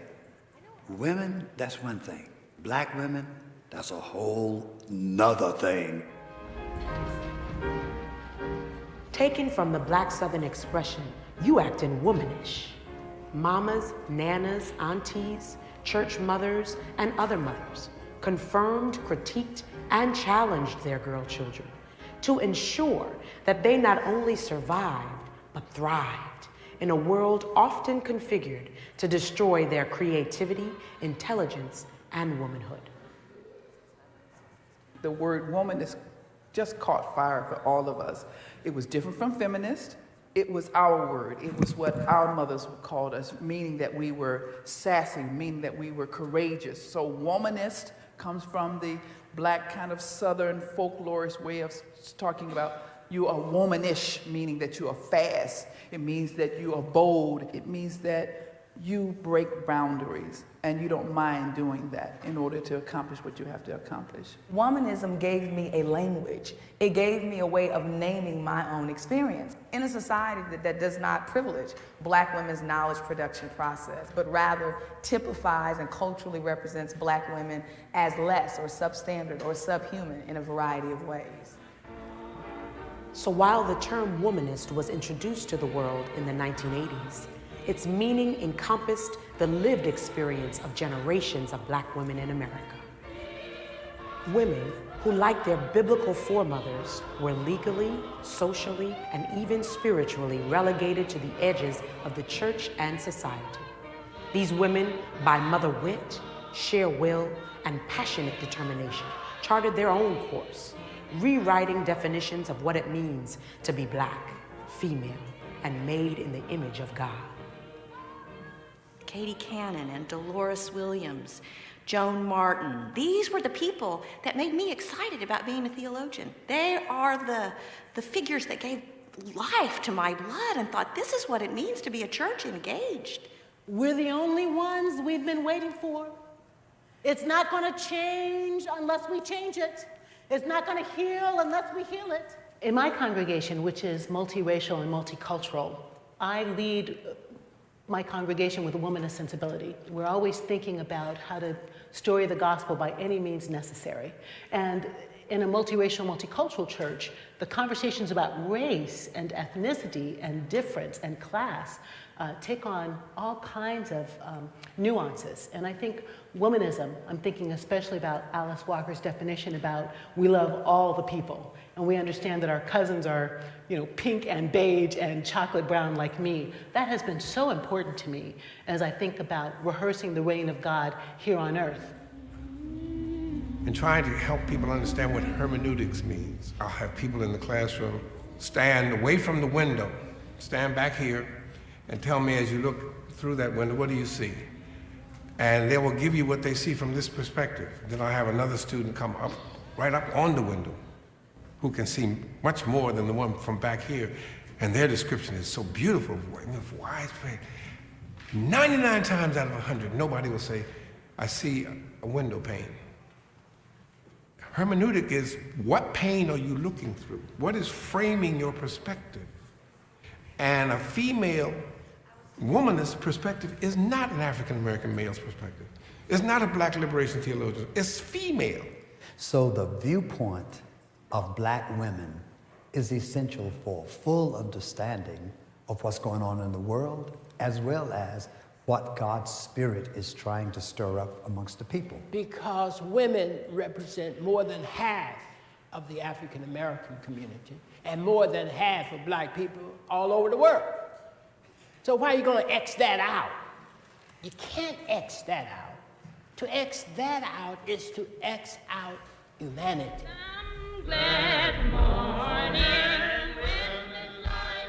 When I called my first assistant pastor, it was a woman. And I had one of the leaders of the church, a woman, say to me, well, what are you going to do when you want a real minister? I said, pardon me? Because she didn't see a woman as a real minister. But I found that she was not an anomaly, she was normal. When women are called to preach, the first thing that we say is, no, not me. We wrestle with our own internalization. But as soon as we're able to push past that, dare go into the church, dare go before the congregation and say, God too has called me to preach. The first line of defense is oftentimes one who looks just like her. Do you not know your rightful place? And of course, the very instinct is for us then to say, oh, women are the greatest opposition. Women aren't the greatest opposition, patriarchy is. I never will forget one Sunday, I was preaching and one of my favorite womanist scholars, my sister, who I love so much. I was up preaching, and I made a statement related to Sarah in Scripture, and she texted me immediately and said that you don't want to say that. That is offensive. That is oppressive. And the more I took a step back and looked at it, the more it dawned on me I was a contributor at that moment, through the homiletical moment, to oppressing the dominant majority in the congregation. And as their senior pastor, I don't want to contribute to that oppression. So womanism helps us to reframe our language. Womanism helps us to be more communal. It was seeing women in a church where the women led the deacon board, where there were women who flooded the pulpit, and not just a male pastor as a figurehead there on Sundays, that finally helped me to open up to the fact that women are being called, old and young, married and single. Women are being used by God, and I finally accepted what I now know to be a call. The womanist tradition gave me more of a sense of urgency to lift the black church out of its sexist orientation. One lady in her 90s, I think she was 96 at that time, said to me outside of the church that day with such glee, "I'm so glad I lived to see this day. I just thought it would never happen in my lifetime."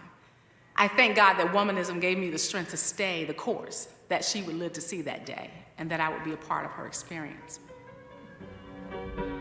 What manner of woman is this? These are women who are bold, who are courageous, who are unapologetic. When I think of what manner of woman this is, I think of particular, peculiar, prophetic, passionate, prolific women who stand on their principles and articulate the wit and wisdom of black women before we came, and make way for women that will follow us. You know, as somebody who steps into the church, I come as a lover. I come as one who breathes prayer, because I believe it changes people and therefore changes the world. And I think that is womanist work. So what manner of woman is a womanist? A womanist is wise.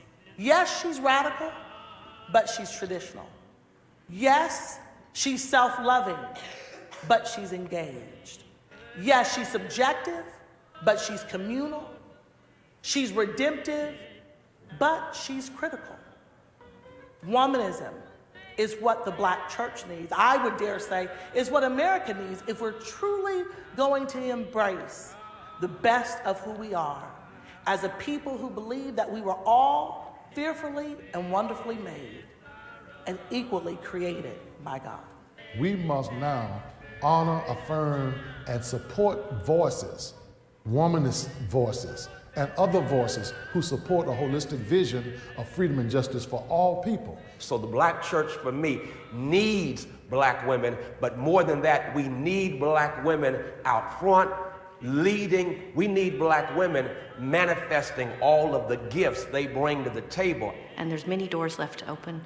We need more African American women's presence in the student body. We need more funds to be supporting women to go into the ministry. We need more funds for scholarship. We need a whole faculty full of womanists. That would be glorious. When I'm teaching and preaching, I always tell people, we grow a God who starts with us. We don't know God except through how we experience God. So this place of lived experience and creating ethics in story has huge implications for the academy, but especially in congregational life, where our job, I think, is to grow a theologian in everybody who sits in our pew. Womanism is a mission to make the church whole again and to bring the wisdom that is necessary for us all to be liberated and for none of us to be left behind.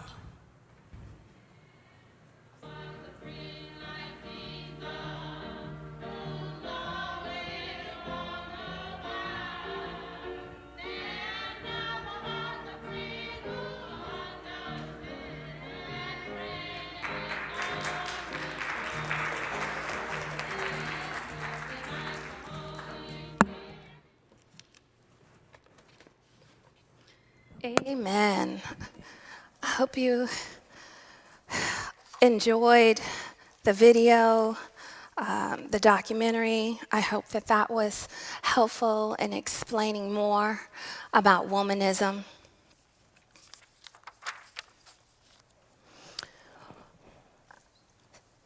So this lecture is largely based on a book chapter that I wrote called A Womanist Response to Black Lives Matter and American Nationalism. That book chapter is coming out in a book called Womanist Ethical Rhetoric, A Call for Liberation and Social Justice in Turbulent Times. Let's see.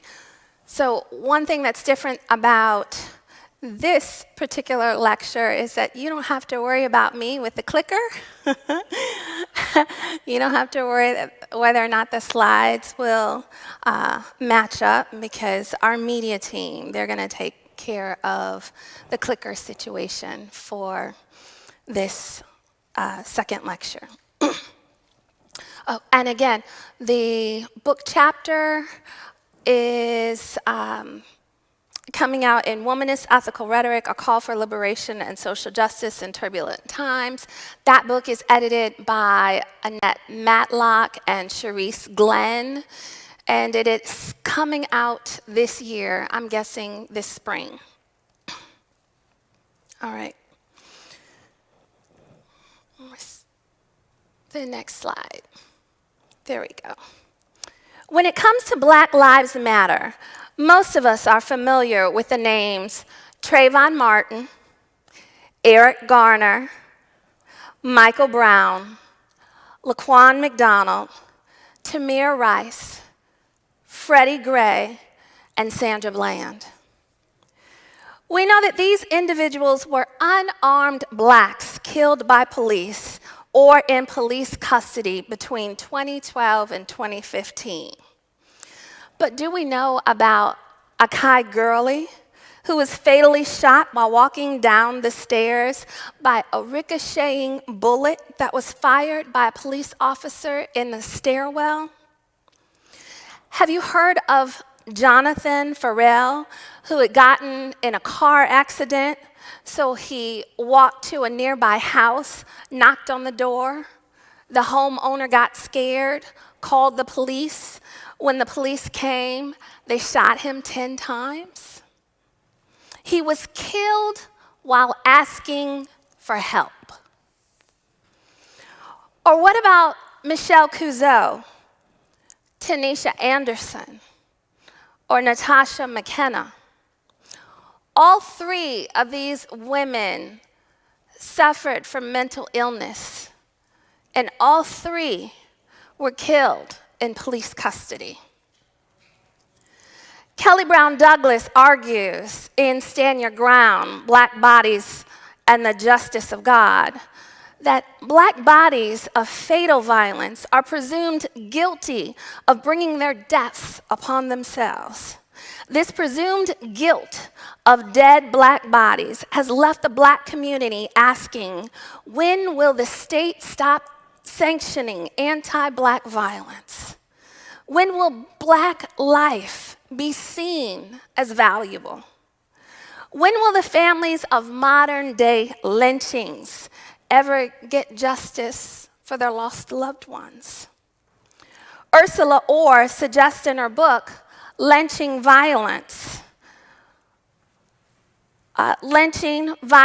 Rhetoric, and American Identity. That's the full name of her book.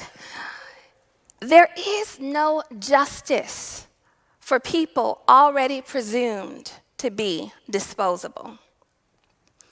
As we take a second look at this particular slide, I need you to understand that I wanted to get statistics on how many unarmed blacks have been killed by fatal police force. And so I consulted the Washington Post, their police shootings database, because that's where I usually go when I need statistics like this. But what I quickly realized is that their database only goes back to 2015. In my attempt to create a 2014 list of unarmed blacks killed by police. I got a little carried away because I did include some names prior to 2014 and post-2014. But I also wanted to make the point that plenty of individuals fit this bill. We just might not have heard about them because they might not have received as much media attention. And so included in this list are the names of some who died in police custody because the Washington Post does not include that information in their database. And so as I was coming up with my own working list, I wanted to include that. And so this is the list that you have before you. When I looked at the Washington Post database for the statistics for 2015, I found that the total number of blacks killed by police force was 258. The number of unarmed blacks killed by police force, 38. In 2016, the total number of blacks killed by police force, 243. The number of unarmed blacks killed by police force, 19. In 2017, the total number of blacks killed by police force, 223. The number of unarmed blacks killed by police force, 21. In 2018, the total number of blacks killed by police force, 229. The number of unarmed blacks killed by police force, 17. And in 2019, the total number of blacks killed by police force, 212. The number of unarmed blacks killed by police force, 10. The names of these unarmed blacks killed by police force between 2015 and 2019 are as follows. These are the names of those killed in 2015 and 2016. These are the names of those killed in 2017, 2018, and 2019. As you can tell, we still have a lot of work to do because there is too much black blood slain at the hands of those who took an oath to protect and serve. And even one black body is too many. It was this reality that prompted three radical black organizers, Alicia Garza, Patrisse Cullors, and Opal Tometi, to launch the Black Lives Matter movement in 2013. The launch came in response to the acquittal of George Zimmerman, Trayvon Martin's killer. This movement is rooted in the experiences of black people who actively resist dehumanization. On August 9th, 2014, in Ferguson, Missouri, Michael Brown was shot and killed by then police officer Darren Wilson. In 15 days, Darnell Moore, Patrisse Cullors, organized the Black Lives Matter rides, where over 600 people gathered in St. Louis to support those who were being brutalized by law enforcement and criticized by the media. Michael Brown's death was the catalyst for launching the Black Lives Matter global network that now has more than 40 chapters. Alicia Garza, Patrisse Cullors, and Opal Tometi claim that Black Lives Matter is an ideological and political intervention in a world where black lives are systematically and intentionally targeted for demise. It is an affirmation of black folks' humanity, our contributions to this society, and our resilience in the face of deadly oppression. The Black Lives Matter organization works to end state-sanctioned violence against Black people and to end vigilante violence inflicted on Black communities. Black Lives Matter affirms the lives of Black, queer, and transgender individuals, the disabled, the undocumented, individuals with criminal records, women, and all Black lives along the gender spectrum. It aims to center those who have been marginalized within the Black liberation movements. The Black Lives Matter 2020 campaign focuses on fighting for racial justice or racial injustice, police brutality, criminal justice reform, Black immigration, economic injustice, LGBTQIA, and let me just define the acronym: lesbian, gay, bisexual, transgender, queer, intersex, and asexual. And human rights, environmental conditions, voting rights, and suppression. Healthcare, government corruption, education, and common sense gun laws. While the Black Lives Matter organization continues to expand and fight for injustice, it still faces backlash. The Black Lives Matter movement has received the same type of criticism that was said about the Student Nonviolent Coordinating Committee, SNCC, on February 1st, 1960, during a sit-in at a Woolworth counter in Greensboro, North Carolina, by 4 students attending North Carolina A&T State University. The sit-ins spread to 5 different states, and during the first 3 months of the sit-ins, the groups were criticized for operating autonomously and not having one specific leader. Similar to SNCC, Black Lives Matter organizational pattern is more of a group-centered organization than a leader-centered group pattern. Just as members of SNCC brought their youth-led zeal to the civil rights movement, Black Lives Matter brings a younger energy level and sense of leadership to the current-day civil rights movement. However, the main critique of Black Lives Matter is that the church did not start it. According to Starsky-Wilson, the church is still caught up in trying to be the next civil rights movement and believing that we have the moral authority to lead a movement. He goes on to say, and while I agree that there is a moral authority that comes from the church, we cannot claim it as if we are founders because this is a movement of the streets. It's a hip-hop movement. On August 24th, 2015, Barbara Reynolds wrote a derisive critique on the Black Lives Matter movement that was published in the Washington Post. Reynolds argued that she was trained in the tradition of Martin Luther King Jr. as a nonviolent activist who won hearts by conveying respectability and changed laws by delivering a message of love and unity. Black Lives Matter seems intent on rejecting our proven methods. This movement is ignoring what our history has taught.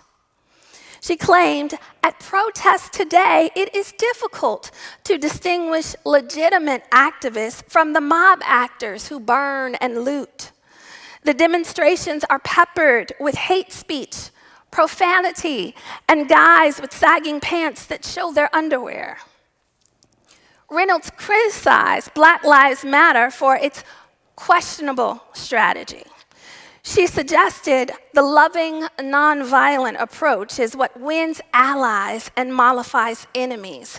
However, what we have seen come out of the Black Lives Matter movement is rage and anger.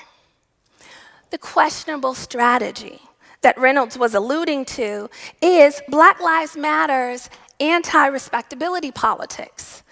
The Black Lives Matter movement does not subscribe to respectability politics. Evelyn Brooks Higginbotham developed the term politics of respectability, which assumed a fluid and shifting position along a continuum of African American resistance. The discourse emphasized manners and morals while simultaneously asserting traditional forms of protest, such as petitions, boycotts, and verbal appeals to justice. Alyssa V. Richardson argues that the aim of respectability politics was to be a living contradiction to the crude stereotypes of Black women, as it sought to develop counter discourses of Blackness. Higginbotham explains that adherence to temperance, cleanliness of person and property, thrift, polite manners, and sexual purity serve to refute the logic behind the social subordination. This particular tactic forced Black women leaders into a sense of invisibility. However, anti-respectability politics did not coerce women into silence. Richardson claims anti-respectability as an approach to political communication picks up where womanist movements of the mid-1970s left off, with intentionally radical performances of self and strong promises to value the most vulnerable Black lives. Anti-respectability asks that one brings their intersectional identity to the protests. Anti-respectability politics does not require one to fit into any preconceived box because individuals are invited to bring their whole selves to the Black Lives Matter movement, and women are not required or expected to take a back seat to leadership. In the midst of all the heat that Black Lives Matter gets, when Amanda Nell Edgar and Andre E. Johnson, who of course was here last weekend, sat down with members of Black Lives Matter for their book, The Struggle Over Black Lives Matter and All Lives Matter, to ask Black Lives Matter participants, what does Black Lives Matter mean to you? They discovered that many of the responses were framed in terms of the meaning of humanity. One example of this type of response comes from Gonda, an African American who's 35. She's a student as well as a research assistant. She explained that Black Lives Matter means life. She elaborated, it means life, not just us here existing, but us being able to live, access to good food, clean water. These are the things that living beings have. That's what Black Lives Matter means to me. Gonda's understanding is rooted in life and the ability to access our basic needs. Another participant, Angela, who is Black, she's 37, she's a musician and an activist, located the meaning of Black Lives Matter within the context of her surrounding and of her own agency. When I say or when I hear Black Lives Matter, it means I matter. Our entire culture and generation was taken from another country and brought here, and to this day, we still do not get the same treatment. Dogs get treated better. Angela's understanding provides affirmation to the fact that I matter, or she matters. Her truth matters, and her experiences matter, and she deserves to have access to basic human needs. When we look at what some womanists are saying about Black Lives Matter, there is a growing sense of support from womanist scholars and practitioners. Marissa Johnson's Black Lives Matter interruption of the Seattle campaign rally for presidential hopeful Senator Bernie Sanders in August of 2015 is an example of embodied discourse. She and her protest partner, Mara Williford, wore colorful braids and large hoop earrings purposefully on the day of their protest. She said that aesthetic was really important because we wanted to represent folks who were in the hood. We wanted to reject the notion of being respectful. According to Brittany Cooper, embodied discourse refers to a form of Black female textual activism wherein race women assertively demand the inclusion of their bodies, and in particular, working class bodies and Black female bodies, by placing them in the text that they write and speak. Embodied discourse disrupts the politics of respectability as the paradigmatic frames through which to engage Black women's ideas and their politics. Women are using their voices and their bodies to navigate the public sphere. Embodied discourse invites womanist activists to center their own experiences and to allow those representations of self to shape their activism. Pamela Lightsey, a womanist theologian, defended Black Lives Matter activists at Boston University's Social Justice Institute in 2015 when she explained the disconnect between Black Lives Matter and the older civil rights cohort. She said, Black Lives Matter activists respect the leaders of another day, but they are not going to bow down to them. They can't come into a protest march and demand a front seat or to jump on the front lines when the cameras are on. The movement is not a Black church initiative. Lightsey also clarified why Black Lives Matter does not subscribe to receiving orders from the typical heterosexual Black male who sits at the top of the civil rights hierarchical structure. Black Lives Matter intentionally focuses on the needs of queers, the Black transgendered, the Black undocumented, Black incarcerated, and others who are hardly a speck on today's political agenda. Rosalind Satchel, an organizer of Black Lives Matter Los Angeles, says, some Black Lives Matter Los Angeles members will unapologetically tell anyone that they committed their lives to the Black liberation struggle, adopting a womanist Black nationalist framework with a queer and trans lens. She goes on to explain that this is what we teach all members during orientation and throughout the work that we do. The Black Lives Matter Global Network claims we are a collective of liberators who believe in an inclusive and spacious movement. We also believe that in order to win and bring as many people with us along the way, we must move beyond the narrow nationalism that is all too prevalent in the Black communities. We must ensure that we are building a movement that brings all of us to the front. Leah Gunning Francis's womanist response to Ferguson and Black Lives Matter is to make sure that the stories get told from the lived experiences of the people to show how different faiths can come together to support a social justice movement birthed out of tragedy.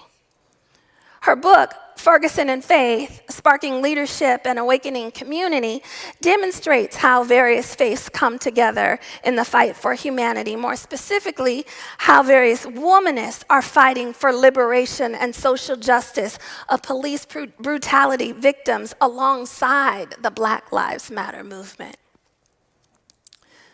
Tracy Blackman's advocacy in Ferguson surrounding the death of Michael Brown Jr. was not planned.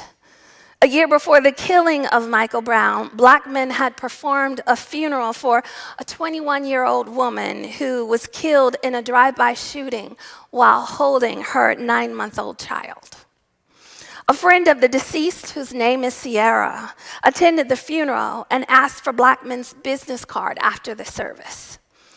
A year later, Sierra called up Blackman when she returned home from an outing with her own children, only to find the body of Michael Brown laying in the street.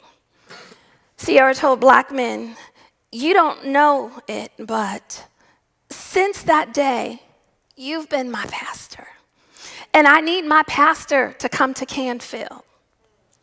Blackman responded and immediately headed to the Canfield Green Apartments because Sierra needed her pastor.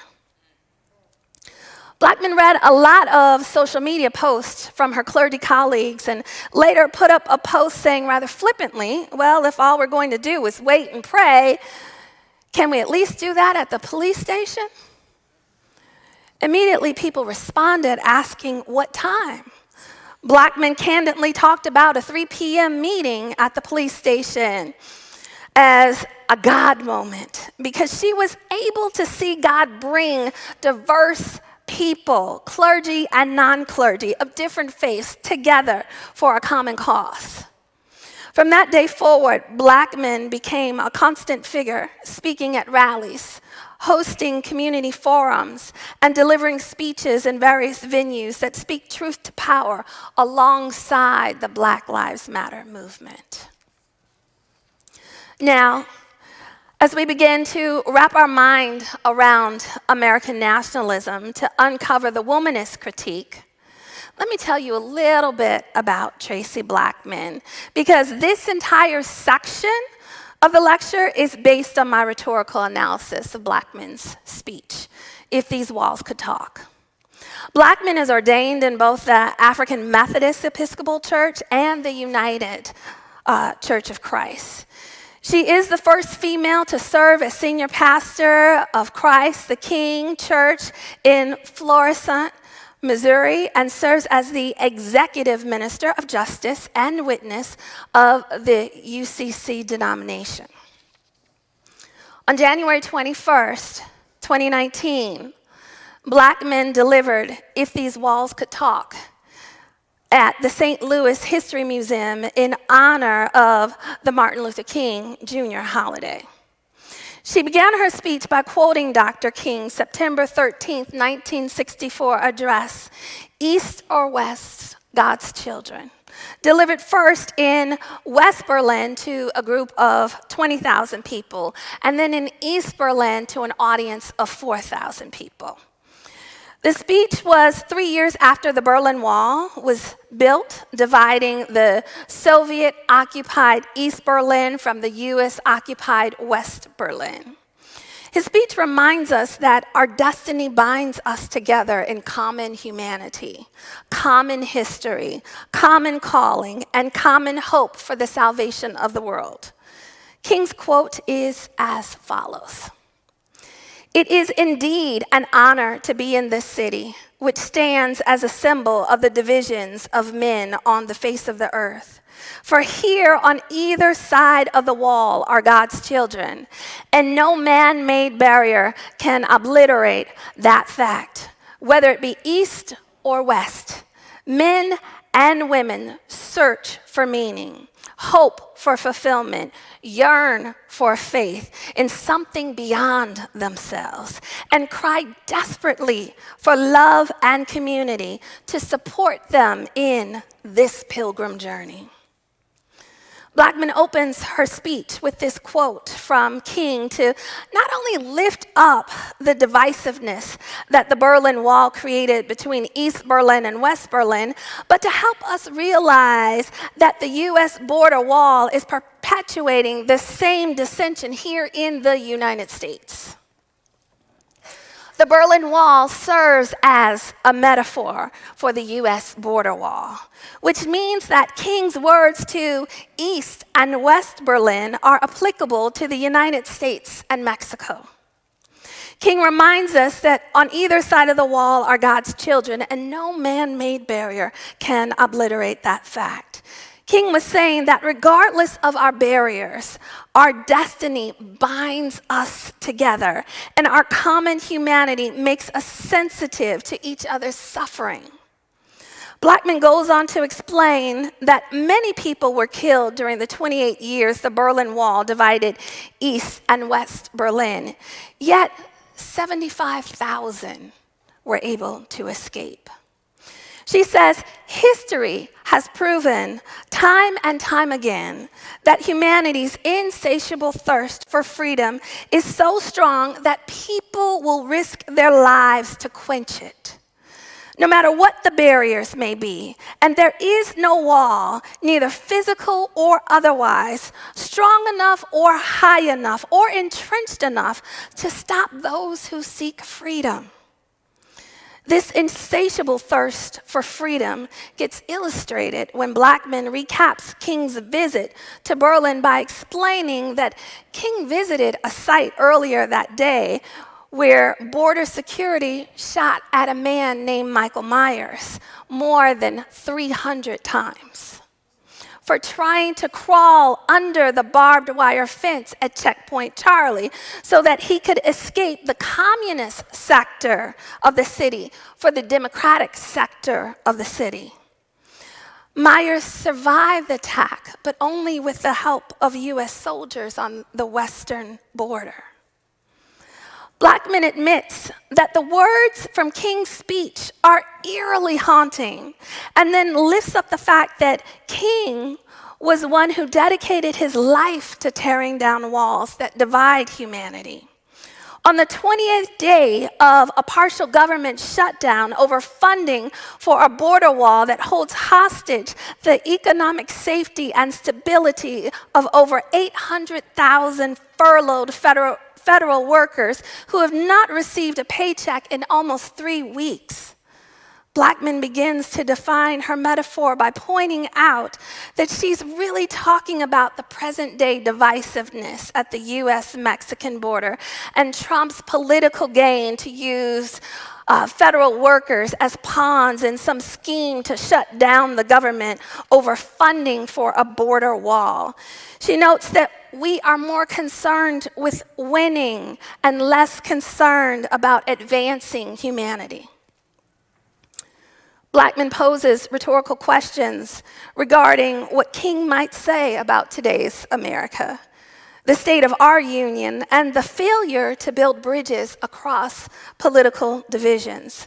She voices a total of 4 questions, and in the last one she asks, what might he say about the building of walls, both physically and philosophically, that are increasingly becoming the ready-made solution to difference?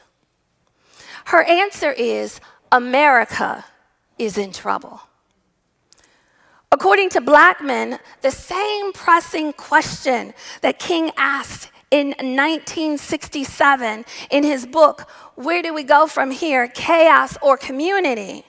Blackman challenges her audience to emulate his courage that he demonstrated, his courage and his conscience in the face of empire. She reminds them that King advocated for tearing down walls, all forms of barriers, both metaphorical and literal. Blackman critiques the current state of affairs by saying the United States' lack of concern centers around its need to maintain American nationalism. She reminds her audience that King even admonished his listeners to transcend the narrow confines of nationalism. In his 1953 sermon titled, False Gods We Worship, it was in that message that King talked about the false god of nationalism, which affirms absolute sovereignty, white supremacy, chauvinism, and racial prejudice. Blackman claims that nationalism cannot create community. King is used as an example to help us understand that in order to move beyond chaos, we need a plan. Blackman quotes King's Beyond Vietnam speech, where he urges America to pull out of Vietnam and to admit its wrongful involvement. And in that speech, King was concerned with saving the soul of America. According to King, a nation that continues year after year to spend more money on military defense than on programs of social uplift is approaching spiritual death. He said if we are to get on the right side of the world revolution, we as a nation must undergo a radical revolution of values. Blackman talks about how King's radical revolution of values emphasized love and justice instead of economic nationalism. Blackman lifts up King's confession that his conscience left him no other choice but to break the betrayal of silence on the U.S. involvement in the Vietnam War, to highlight the fact that we need to let our conscience convict us so that we too will speak truth to powers of fear and hatred. She inquires as to how we became a nation driven by fear as opposed to faith. Blackman answers her own question by pointing us to the Bible. Ephesians 2:14. For he himself is our peace, who has made us both one and has broken down in his flesh the dividing wall of hostility. She argues that Paul reminds us that our divisions are not greater than our God. The goal is to get the listeners to understand that Christ's death on the cross made us one with God and broke down the dividing walls of hostility, sin, through God's forgiveness of our sins. Blackman uses the walls in the scripture as well as the Berlin Wall to define our metaphorical walls that create division here in the United States. She frames the walls in the context of barriers to justice and equality by arguing, we have built walls of indifference toward one another that prevent us from empathizing with the plight of those who don't look like us or speak like us or act like us, whatever that us may be. We have built walls of educational inequity by funding school systems through property taxes that ensure a substandard education for those who cannot afford to live in the wealthier subdivisions. We have built walls of religious intolerance, walls that make acceptable the lie that this country was founded upon Christian principles as opposed to principles of capitalism cloaked in religious rhetoric. We have built walls of economic injustice when CEOs are making more in 10 minutes than some workers make in a year. When a partial government shutdown is an acceptable bargaining tool because we have lost sight of 800,000 families who are left with nothing to bargain at all. We have built walls of unjust legal systems when there is absolution for those who can afford freedom and incarceration for those who cannot. We have built walls of inefficiency when the political party one represents has become more powerful than the unifying oath to serve all the people one takes to enter public office in this country. The walls of indifference prevent us from allowing Mexican migrants to seek asylum in the U.S. And so we deny their entry, detain them in detention centers where we maliciously separate children from their parents, and we make the road to citizenship extremely difficult to attain.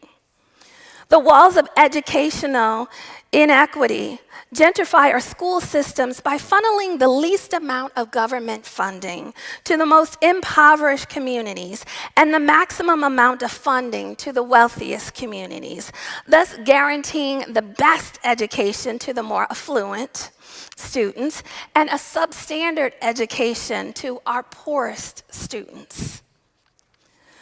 The walls of religious intolerance make us believe one of the myths that Richard T. Hughes talks about in his book, Myths America Lives By, White Supremacy and the Stories That Give Us Meaning. The myth of the Christian nation, which claims that America is a Christian nation, consistently guided by Christian values.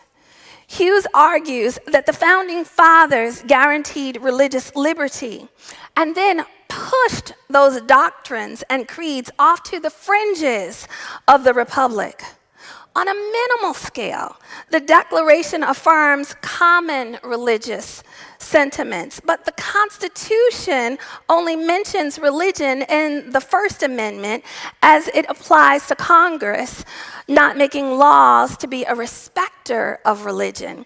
And it intentionally fails to mention God or any other religious symbol.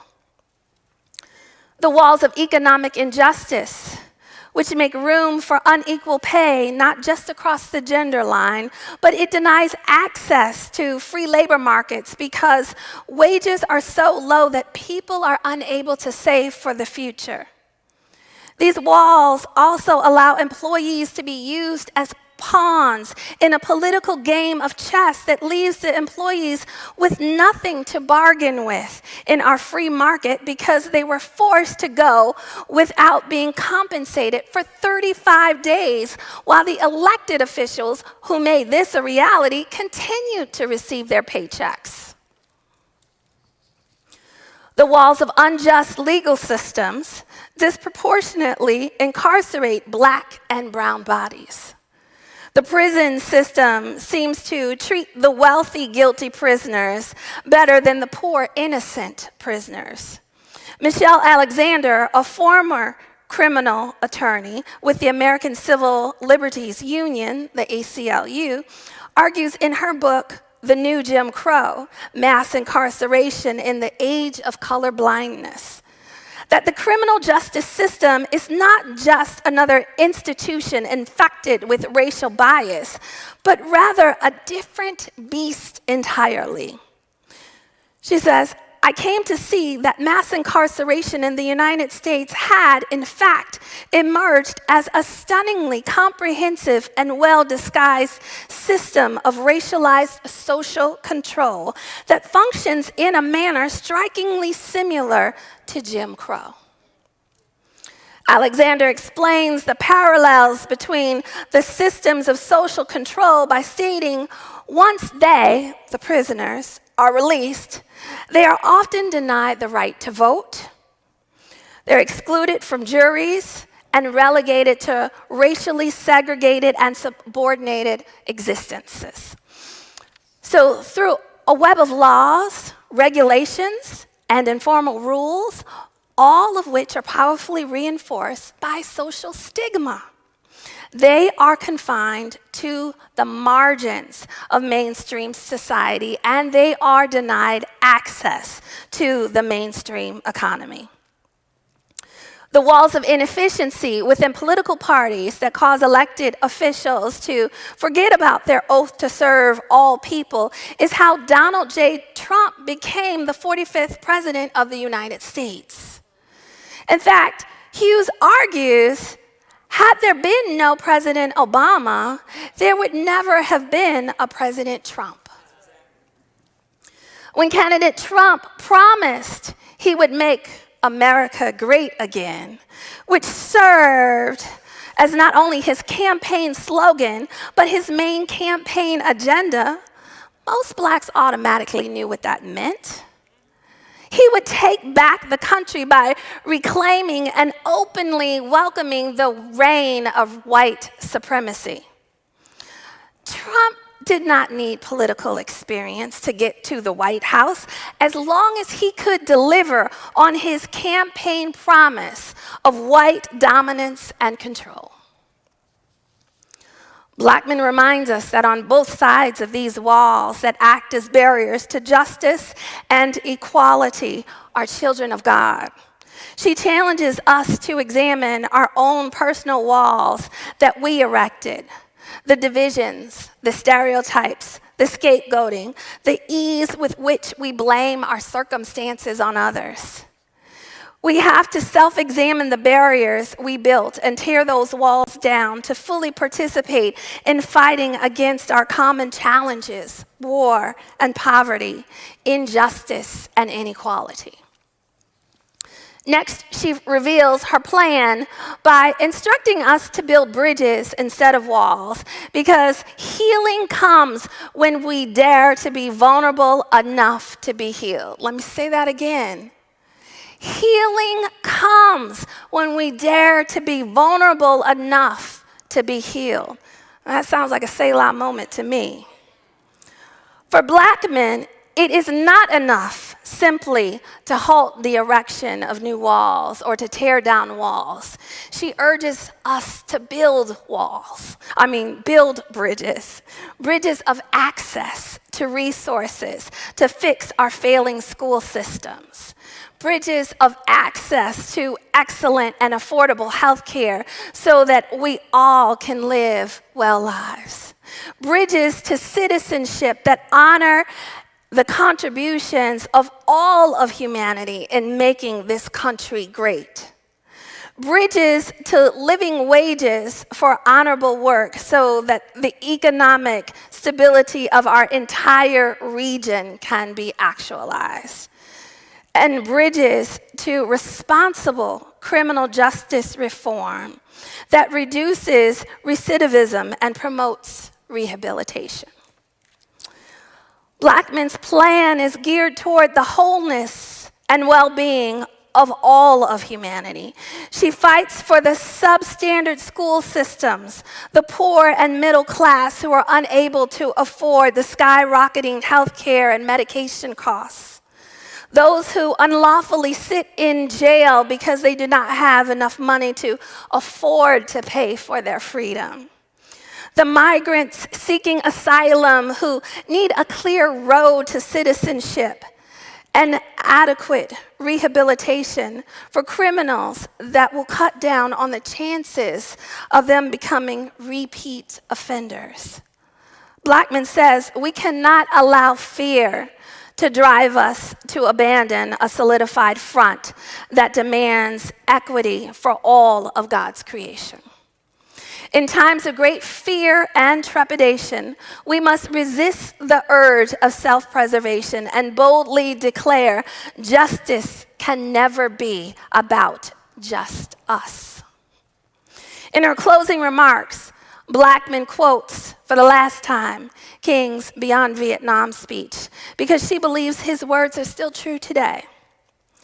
This, I believe, to be the privilege and the burden of all of us who deem ourselves bound by allegiances and loyalties, which are broader and deeper than nationalism, and which go beyond our nation's self-defined goals and positions.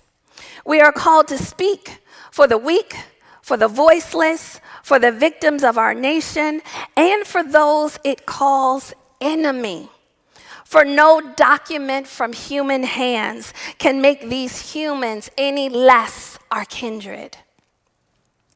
Blackman uses the prophetic words of King on Martin Luther King Jr. Day to remind us of a significant womanist value, that we are called to fight for the survival and wholeness of all people.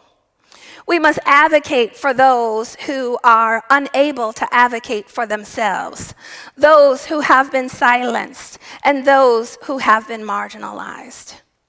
At the end of her speech, we finally discover what the walls would say if they could talk. If these walls could talk, Blackman proclaims, I believe they would say, history proves this true.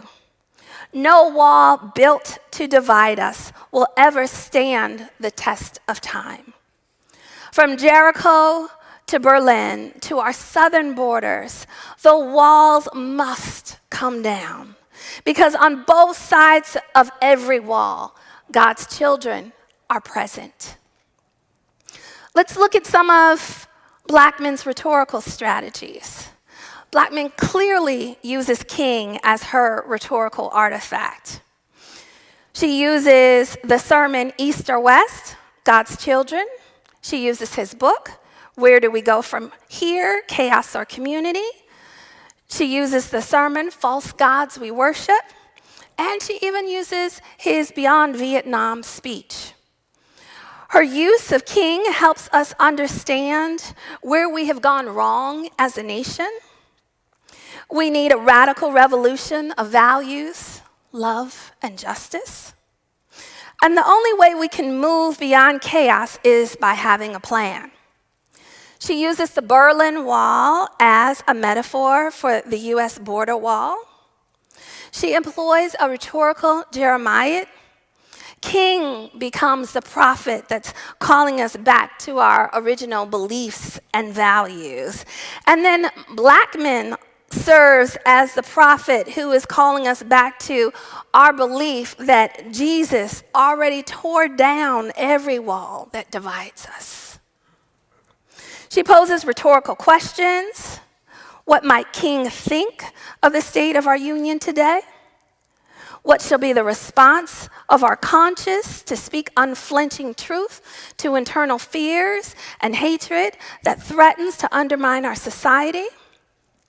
How did we get here? And what will become of our children? And how did we become a nation driven by fear as opposed to one accompanied by faith? She uses scripture. She takes us to Ephesians chapter 2, verse 14, to remind us we are one in Christ. And to remind us that Jesus broke down the dividing walls of hostility. She names the oppression as American nationalism, and she names the walls that we have built. Walls of indifference, walls of educational inequity, walls of religious intolerance, walls of economic injustice, walls of unjust legal systems, and walls of inefficiency. And so my question to the people, all of you, this morning is, which rhetorical model would you categorize Tracy Blackman's speech under, and why? Remember in the first lecture, we talked about radical subjectivity. And radical subjectivity, you re-image the victim into someone who is victorious over their situation. We talked about traditional communalism, this whole notion of calling us back to our traditional beliefs and values. We talked about redemptive self-love, this notion of creating a perspectival corrective where you take the shame away from someone and you re-image them from being a villain to being a heroine. And then we talked about critical engagement, which basically does a cultural critique of various forms of oppression, whether in the Bible or in society. So as I've taken you through Blackman's speech that she's delivered, which rhetorical model would you classify this under? Okay, I'm hearing some people say critical engagement. Why are we saying critical engagement? Because remember, it's why, too. That's the other part of the question.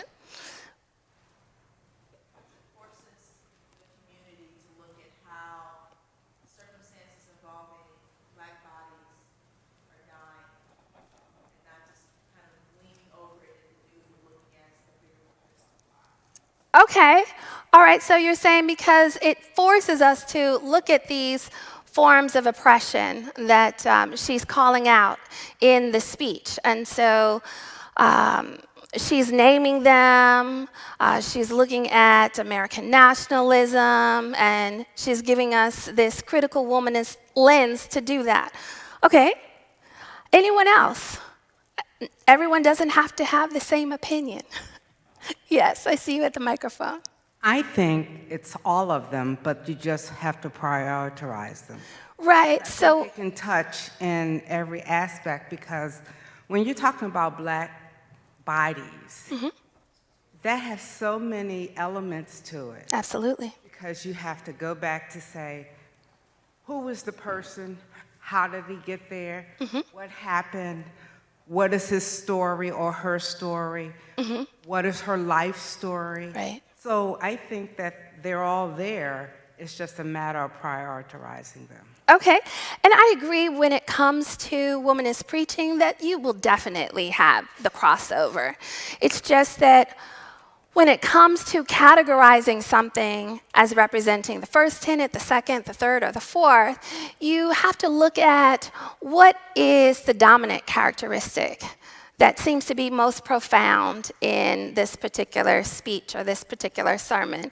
I think I saw a hand up front that I can take as the last one, and then I'll tell you which one I would classify it under. It was me, and I had originally said critical engagement first, but my second one was communalism. Traditional communalism. Okay, so tell me why. Because, as you explained, it focuses on both the self and community, and the aim is to call people back to community.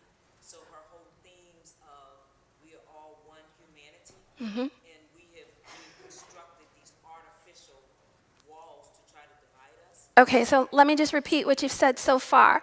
It's because she's calling us back to our traditional beliefs and values, and I forget what the second part was that you just said. Yes, and she's stressing the themes of our common humanity. Yes, so for me, you might have been able to hear some of the hints throughout the lecture, how I would categorize this particular speech. I would categorize it under traditional communalism. But even having said that, I expected to hear some individuals say critical engagement, right?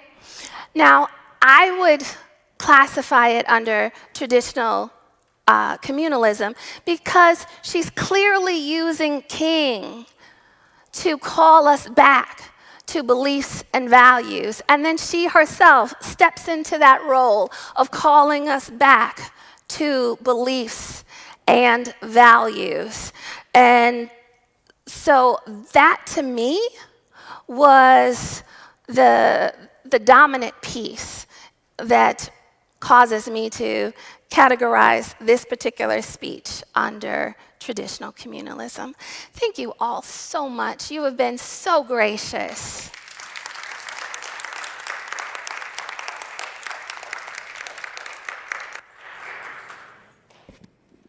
We are so grateful that we were able to hear from Dr. Kimberly Johnson this morning, and I am holding in my hands a copy of her book, The Womanist Preacher, Proclaiming Womanist Rhetoric from the Pulpit. These books are available for purchase today in the multipurpose room right downstairs for the special Alfred Street Baptist Church price of $30 today. So, right? That's good. That's a good deal. Yes, so we are accepting cash and checks and would invite you to go downstairs. Dr. Johnson will be downstairs to continue conversation with you and to sign books. So we're going to ask you to be patient as we move her into that space. But one more time, can we thank her for the gift of her scholarship?